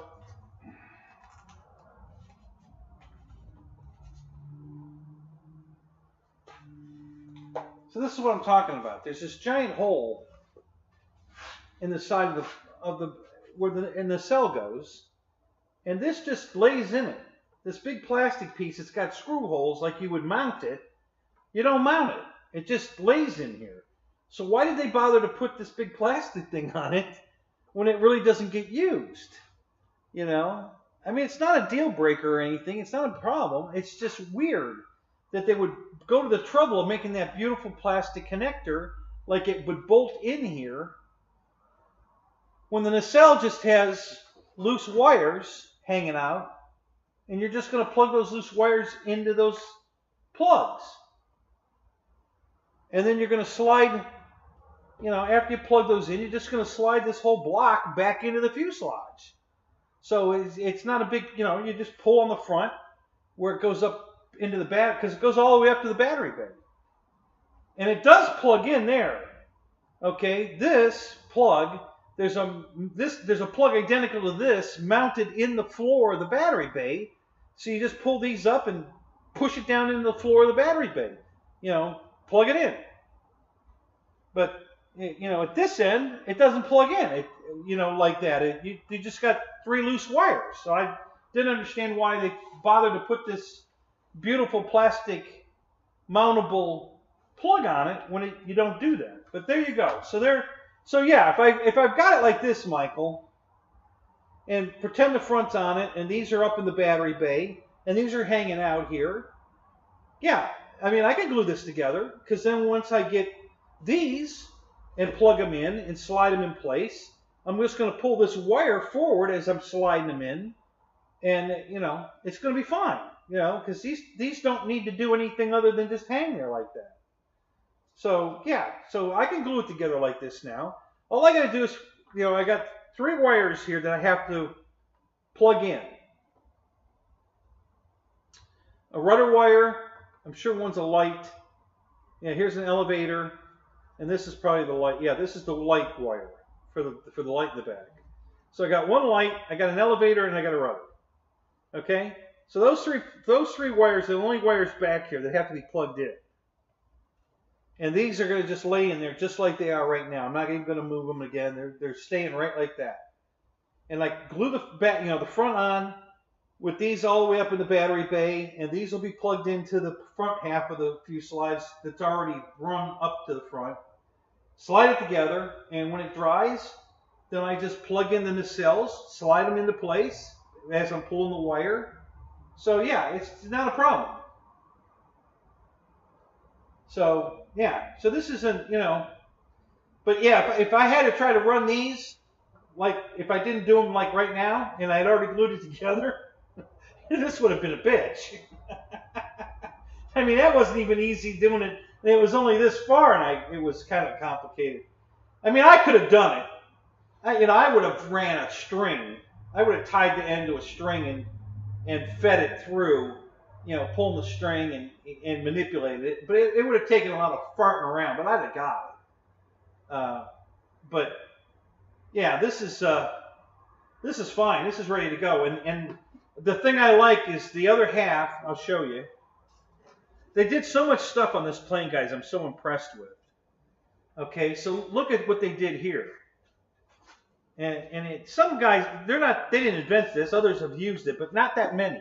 It's not that often that you get an airplane where the plugs have the locking piece on it. Okay, do you see those two ears sticking up on the plug here? Those when you plug the other half in, those wrap around it and lock into it. So it won't just pull apart. I mean, it will if you pull hard enough, but under normal use, those two little ears are going to lock that plug together. Now you can, after they lock in, you can put a piece of tape on it if you want, but that's big. I mean, I love that idea. I'm glad, and I said it while I was unboxing it, if you guys watched it, that I wonder if they already put the locks on them, and they did. So that impressed me too. Just another thing that X-Fly's doing that a lot of manufacturers do. I haven't seen these on FMS yet. I've seen them on somebody's plane, but I haven't seen them on an FMS plane. Well, maybe one. What was the one jet? I think one of the jets I bought from FMS had this. Maybe it was the BA Hawk had this. I'm not sure. I'm not gonna swear to it, but it's rare. You rarely see that. And I said it when I went. I wonder if they went ahead and bought, because you have to glue it together, that they went ahead and put the locking plugs on it, and they did. So I was pretty impressed with that. I thought that was really good that they did that. So, but yeah, but you see what I'm saying? I don't understand why if you got this gigantic hole here that makes it really easy to fish this through, why did they bother to put this big white mountable plug on the end? It just kind of, it doesn't make sense. All it's going to do is slide back inside the fuselage and just lay in there. It'll be flopping around. Not going to hurt anything. It's fine. But it just seemed like a waste to put that plug on it because you don't need it. There's no plug on here. There's just the 3 wires. You're going to just stick the 3 wires into the 3 receivers and, So, anyway, no. Like I said, it's not a deal at all, breaker or anything. It's just makes you go, That's all. The in the battery bay, it's totally different. I'll show you. Let me pull this back out again. So in here, all right, come on. All right.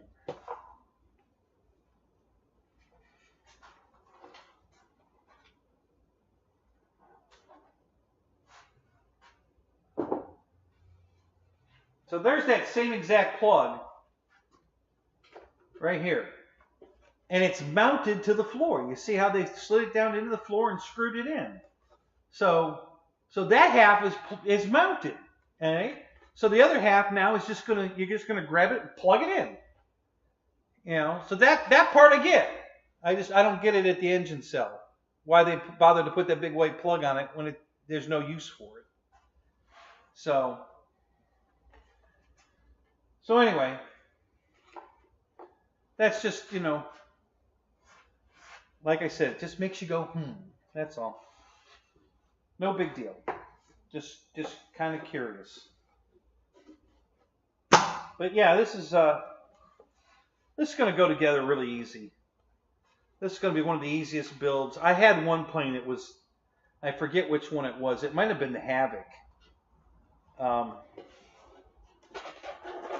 No, it wasn't the Havoc.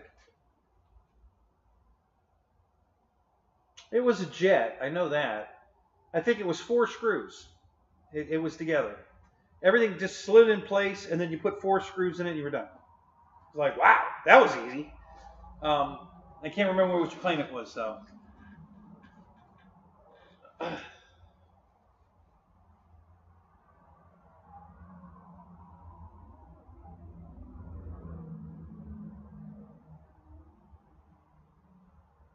You're banned from Facebook for life. I was talking to a girl that told me she got banned from Facebook and then someplace else. Oh, get this. She got banned from LinkedIn. Like, how the hell do you get banned from LinkedIn? And she was just laughing. So how did you get banned from Facebook? What did you do?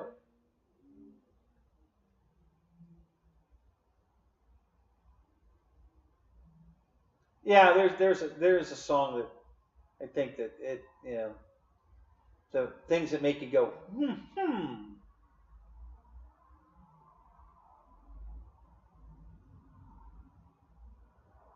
Yeah, that's true, Michael. The truth isn't popular in most social network stuff. They don't want to hear the truth.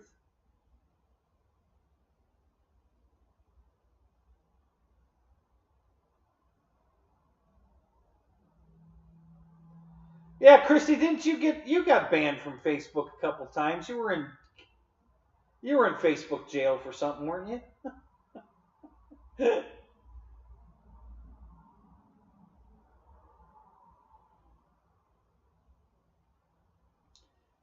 I'm rarely on Facebook. I'm just not a Facebook guy.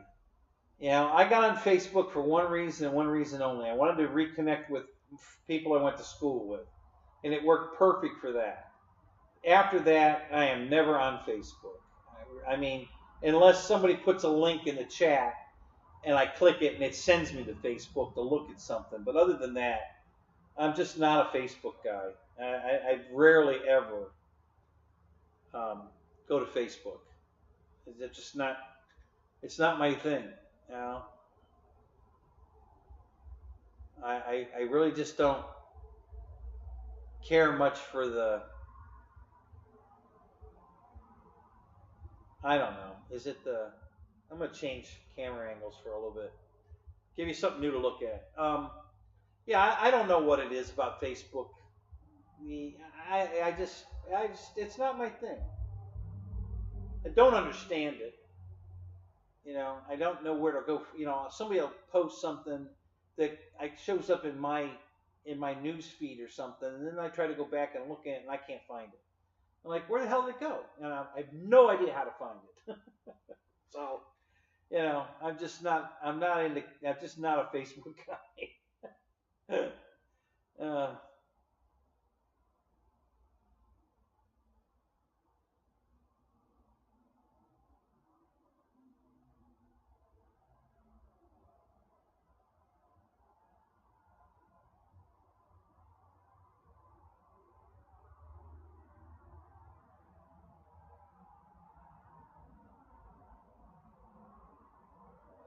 Oh, I have your Christie account. Is that gone now? Did you lose it? I had it. I had just friended that, so I had both your accounts, which is funny when you're online because they're both like right on top of each other in my list. I see you're on here twice. So did you get? Is that the one that got banned? What happened?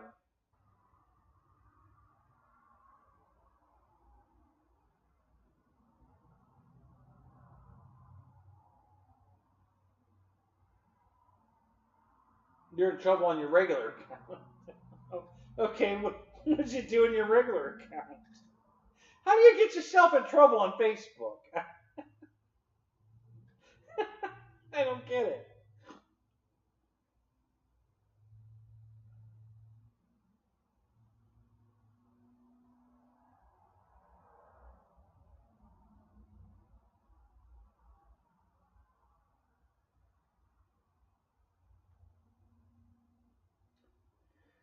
Yeah, check 6, I guess that would get you banned.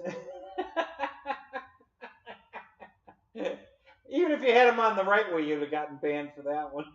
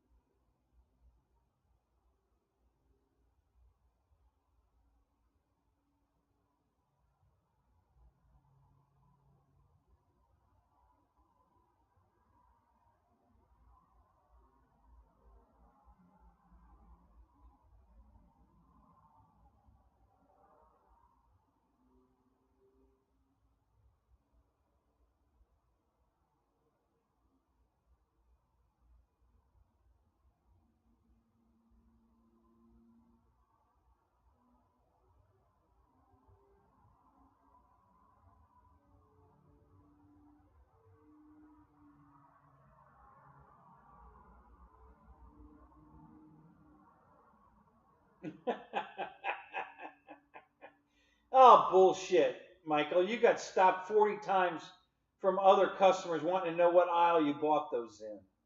Don't you lie to me. Hey, where'd you get those? Where'd you get those yoga pants, man? I want a pair of those. Where'd you get those?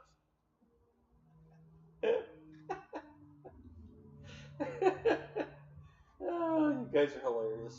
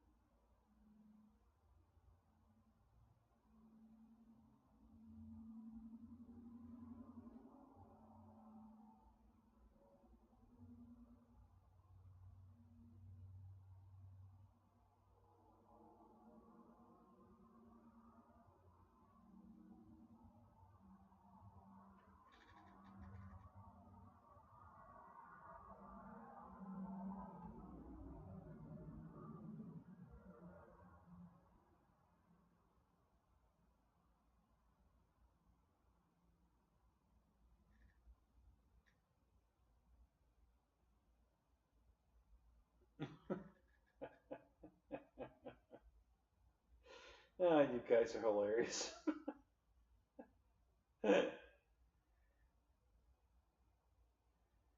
Yeah, Paul. Tim lives in the USA. Flying time. I think he's being sarcastic. Or facetious. He's just, you know, to see what kind of reaction he gets.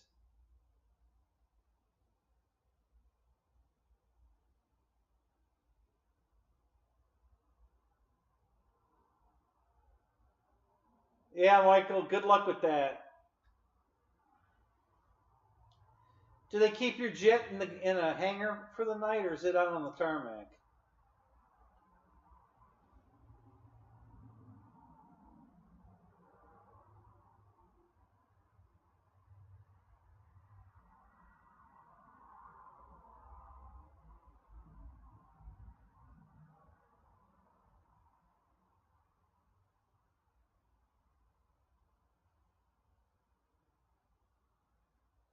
That's good.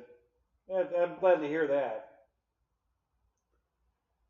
Do you have much trouble with them flying in cold weather? -9. I mean, does the jet get affected by that?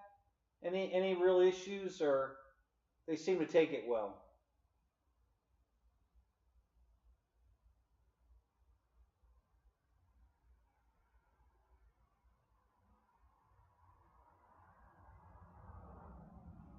Oh, Biden definitely is working for China.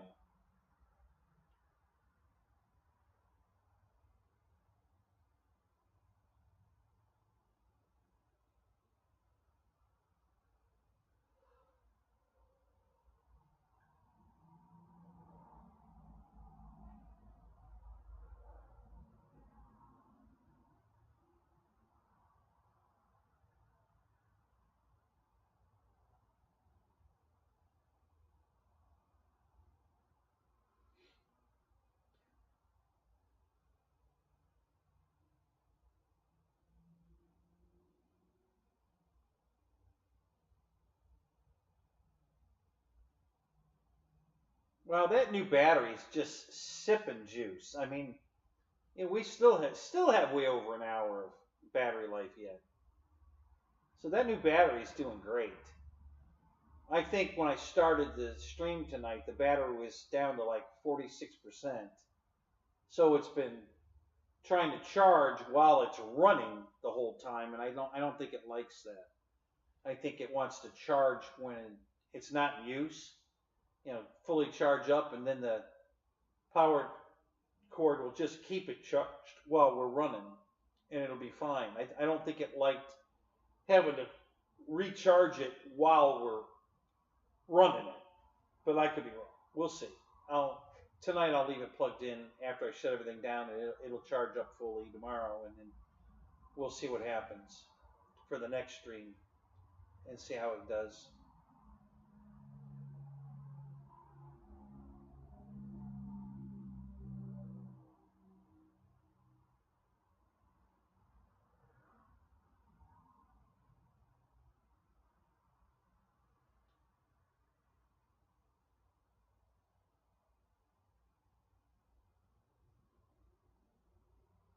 I got you. So the plane doesn't, you don't have any issues with the plane in cold weather. It does fine. Yeah, it's the people. That's like I was saying earlier. I'd hate to be a ground crew, when it's -9 outside, and I got to pick up a steel wrench and go work on a steel airplane or metal anyway, that's at 9 degrees below zero. Yeah, that's miserable. I know. I mean, when I was a mechanic in Ohio in the wintertime, it sucked. My tools were as cold as the temperature, whatever the temperature was, 8 degrees, 10 degrees, whatever. Um, Once in a while, negative something. But yeah, a cold damn wrench is hard to work with. That's that freaking cold.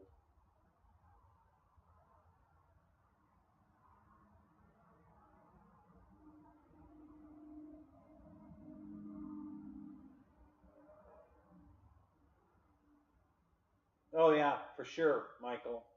For sure, especially in the bad weather. I mean, holy crap.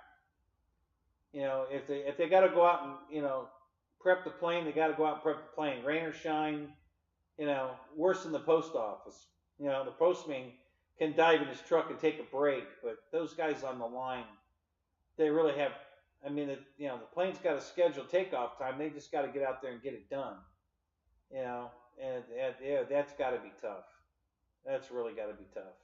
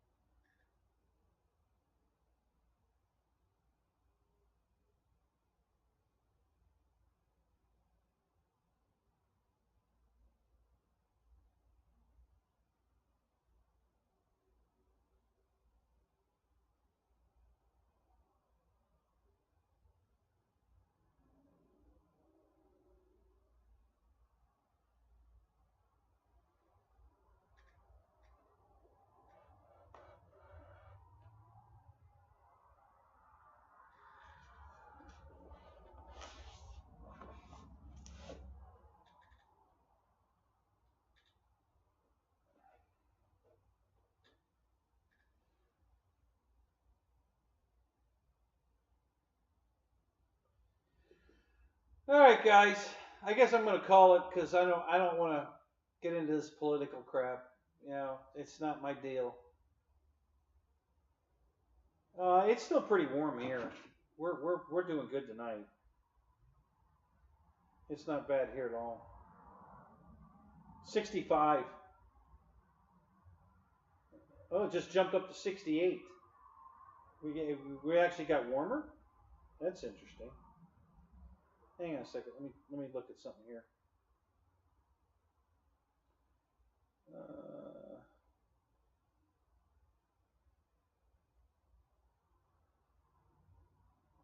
Yeah, it warmed up. It's 68 now. So yeah, it's very comfortable out here.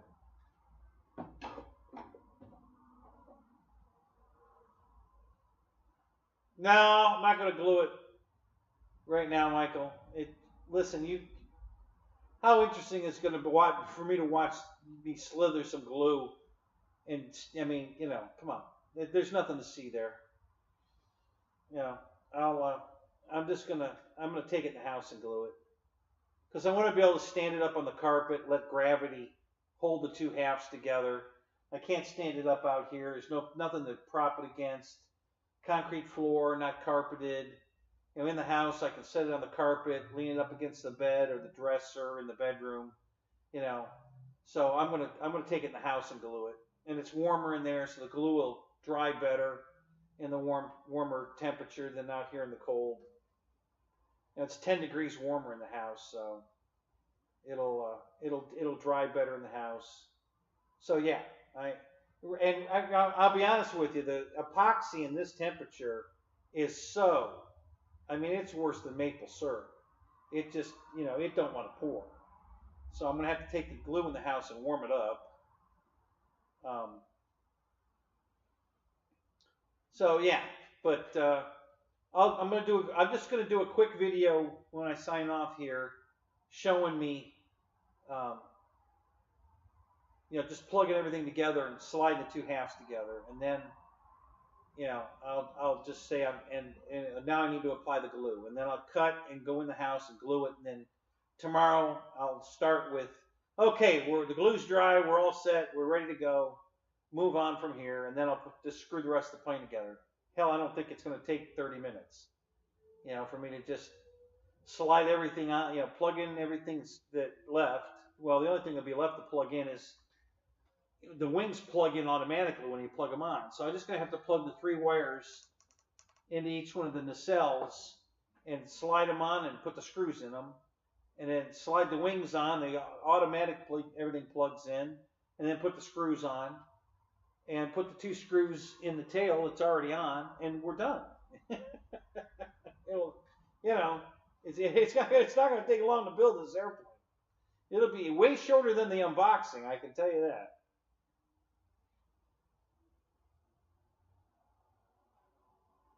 I look like I have a milk mustache? Really? I need a shave. I haven't shaved in a few days. So, yeah, I probably need a shave. I know. Can you see any of this, Christy? Does this show up? My little peach fuzz beard. It's all white. So,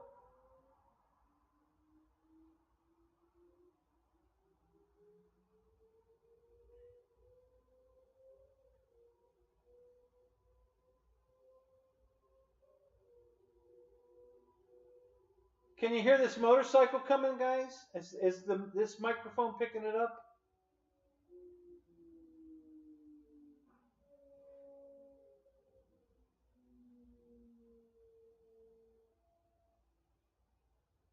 Thank you, Mike Bird.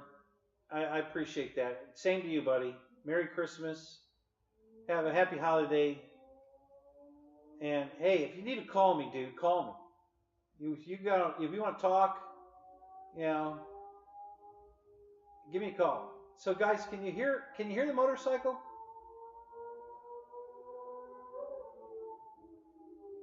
Yeah, you can hear it now. I know you can.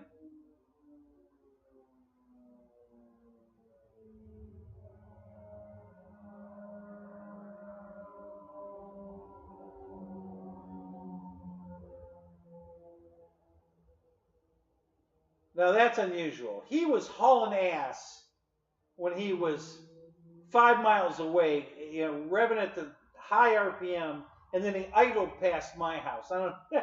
It's usually exactly the opposite. They go by here at 100, 120, 130 mile an hour all the time. You know, this guy idled by. What the hell? That's weird.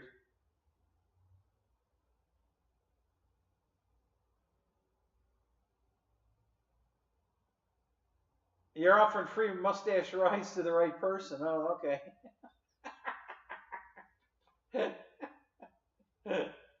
Oh my God.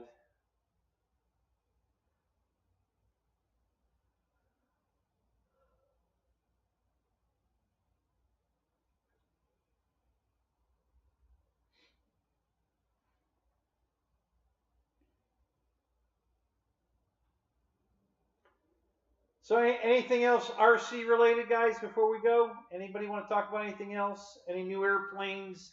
Any new ground vehicles that any of you looking at? Anything, any more questions about the J65 here?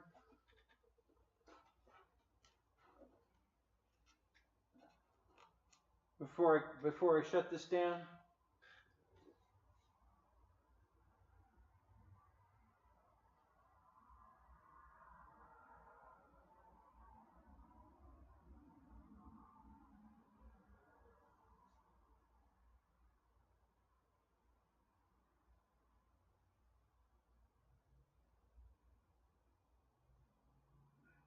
Yeah. I don't think this microphone is quite as sensitive as the other one, because, you know, there's a bar graph running right now. You know, I can watch the volume or the signal strength, whatever you want to call it. And on the other mic, it was always pulsing, even when I wasn't saying anything.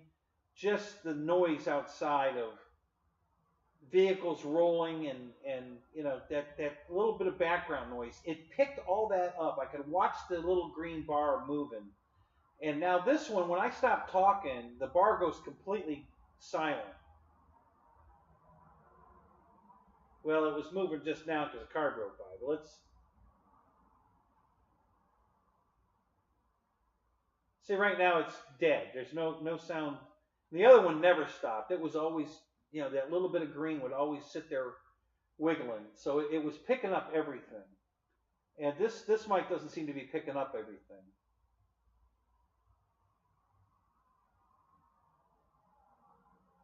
Yeah, Roach, it's not that cold tonight. 68 tonight.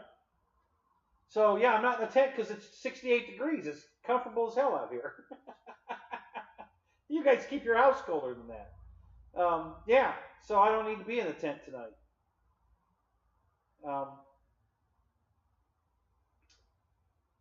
I was gonna set the tent up yesterday, but I've been farting around with the jet.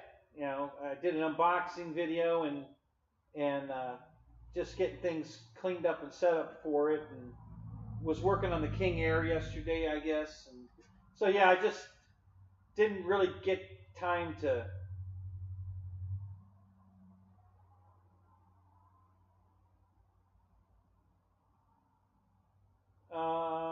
I was going to paint that plane a bit ago. Which plane? This one?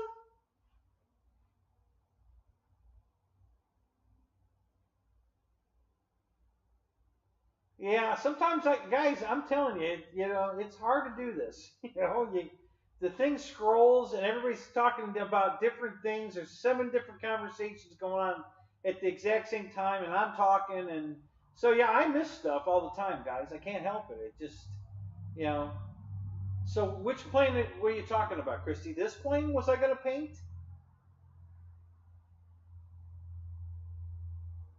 Yeah, this is the color it comes. It's gray and white.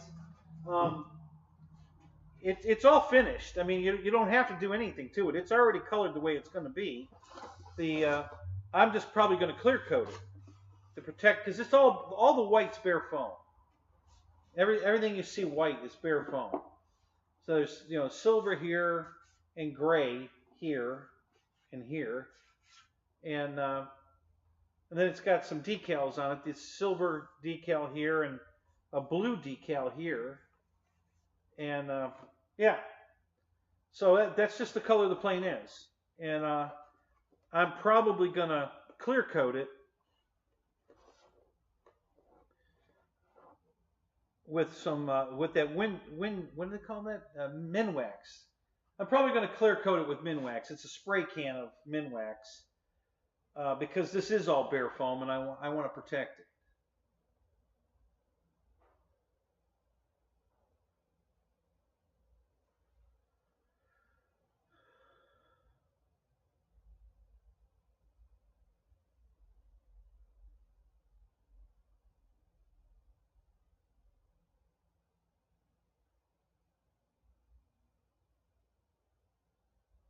Oh, they build these in Savannah, Georgia, do they? Yeah. Wow, that's cool. Yeah, so I think you know, I hadn't given it a thought at the beginning. I had the Minwax to paint a different airplane, but I think I will paint this. I think it's a good idea. I think this plane is definitely a candidate for a clear coat job for sure. So yeah, I think I'll Minwax it. I gotta go find my cans of Minwax. I know they're in the house. I just don't know where I put them.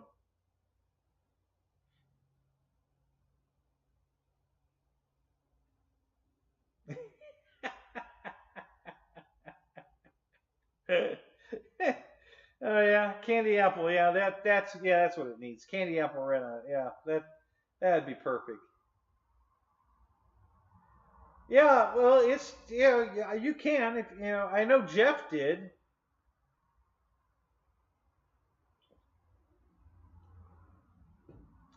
Jeff Custom took his 737 and repainted it, you know, personalized the hell out of it.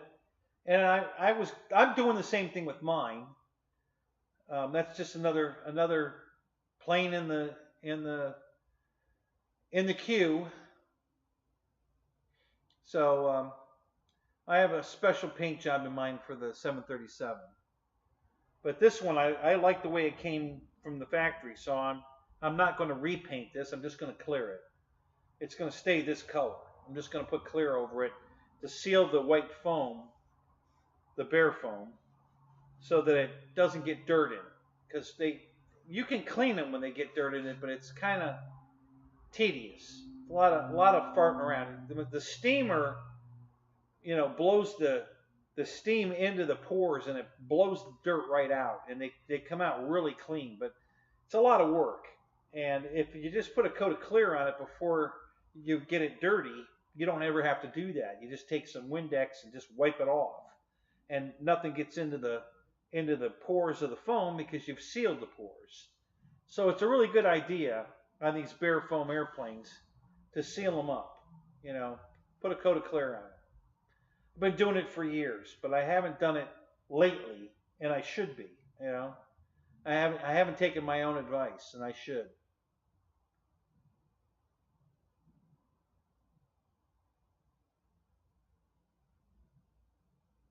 Yeah, Christy, no, that's fine. I just didn't understand the question. It's not that you asked it. That's fine. I'm glad you asked. You know, that's fine. I just wasn't sure what I missed, so I didn't know what I was. You see what I mean? But yeah, I know you weren't suggesting that it needed painted. You just were asking. And but the other guys are talking about like should paint it candy apple red. And guys I've seen some of these planes repainted. Nobody's gotten really crazy, but one guy did paint where this is gray on the top of the fuselage. He did paint it candy apple red. So he left the rest of the plane white and left the windows the way they were, and he didn't change any of that, but he did tape off this gray, and then he painted it candy apple red. And it looked good. You know, same thing here. This gray here on the top of the tail here was candy apple red, and then up on top here, this was all candy apple red. And you know, it looked good. It definitely made it his own for sure. Yeah, it changed the whole look of the airplane. Um, so yeah.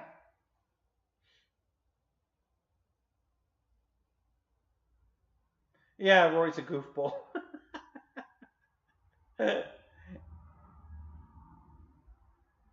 Yeah, it looks good in red. But I really like the way it looks now, the gray. I'm super happy with this. So I'm not going to change this one. If I buy another King Air, if they bring the plain Jane King Air back out, just plain white, no decals or anything on it, I might buy one of those, another one of those, and do a custom paint job on it. Just thinking about it. I am doing a custom paint job on my 737, and I need to get on that. I just got too many things going on right now. Yeah, I bought the spray JCB. You can get it in a brush or spray. I bought the spray cans, and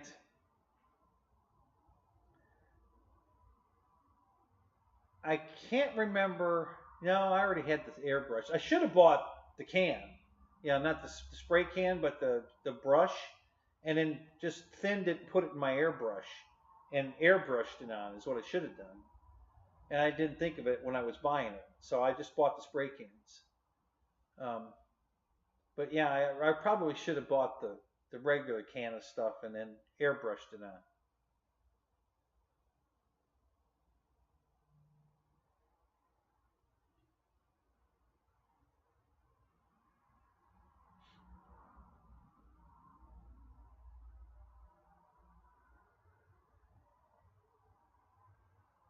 Oh, Roach, that would look good. That's a great idea. And a buddy of mine does hydro dipping. Yeah, that would be cool. Yeah, yeah, I could do a hydro dip. That would be cool.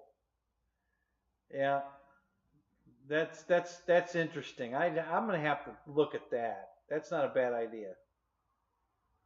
Yeah, that's not a bad idea at all. Yeah, I have to give that some real thought. That we could do something pretty cool with a hydro dip. Yeah, I'm gonna have to look into that. That's pretty funny.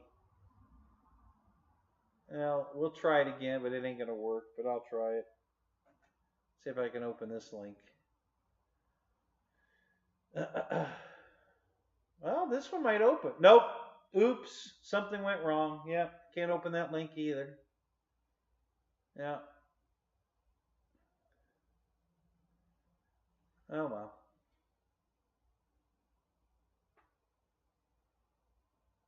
Yeah. I double dog dare you, huh? I used that on my when I was on Plenty of Fish trying to get a date. I used that double dog dare you.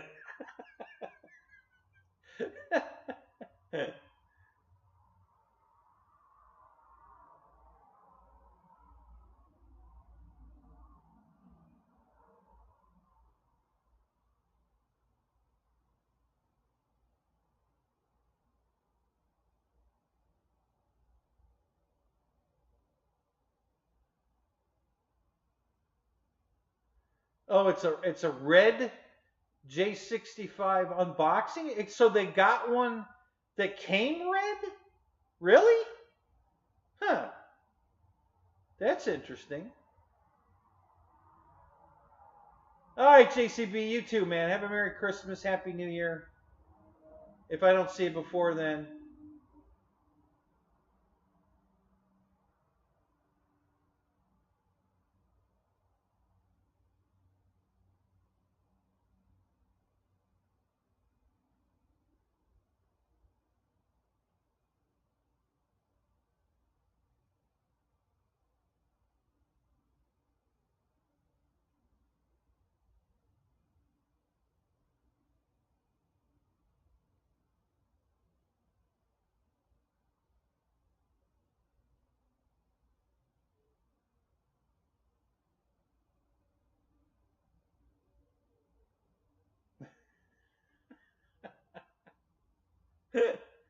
Okay, Christy. Yeah, I'm not a drinker, so I don't know. What did you do that numbed your tongue?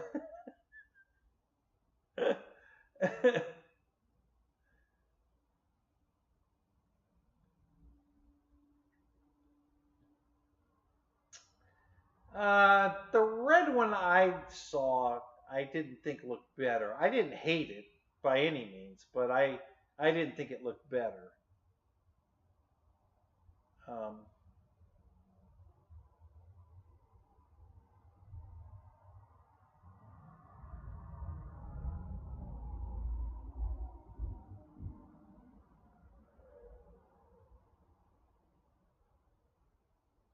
oh, I missed the lidocaine makes you go numb. Really? Huh. Okay. Yeah. Yeah. I caught. I reread it. I caught it.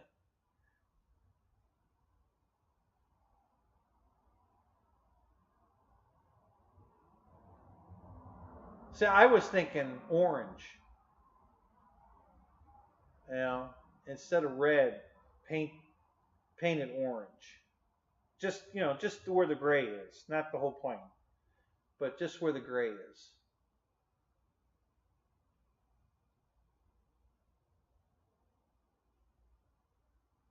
Yeah, we know what you meant. You know, it's that internet readable stuff. We get it. All right, all right, guys. I'm gonna close this up. Hey, it was good seeing you tonight. If I don't hear or see you before Christmas, Merry Christmas. You'll probably see me before New Year's. And well, it's Christmas. Hey, it's Sunday night. I'll be doing a stream Christmas night, so I'll be here. We'll definitely stream it. So, and I'm sure this will be together by Christmas night. So maybe I'll have it on the table with the lights on and looking good. So, so in the meantime, you guys have a Merry Christmas, and I'll catch you next. I'll catch you Sunday. We'll see. We'll get caught up then. All right, guys. Thanks for coming. Have a good night. We'll catch you guys later.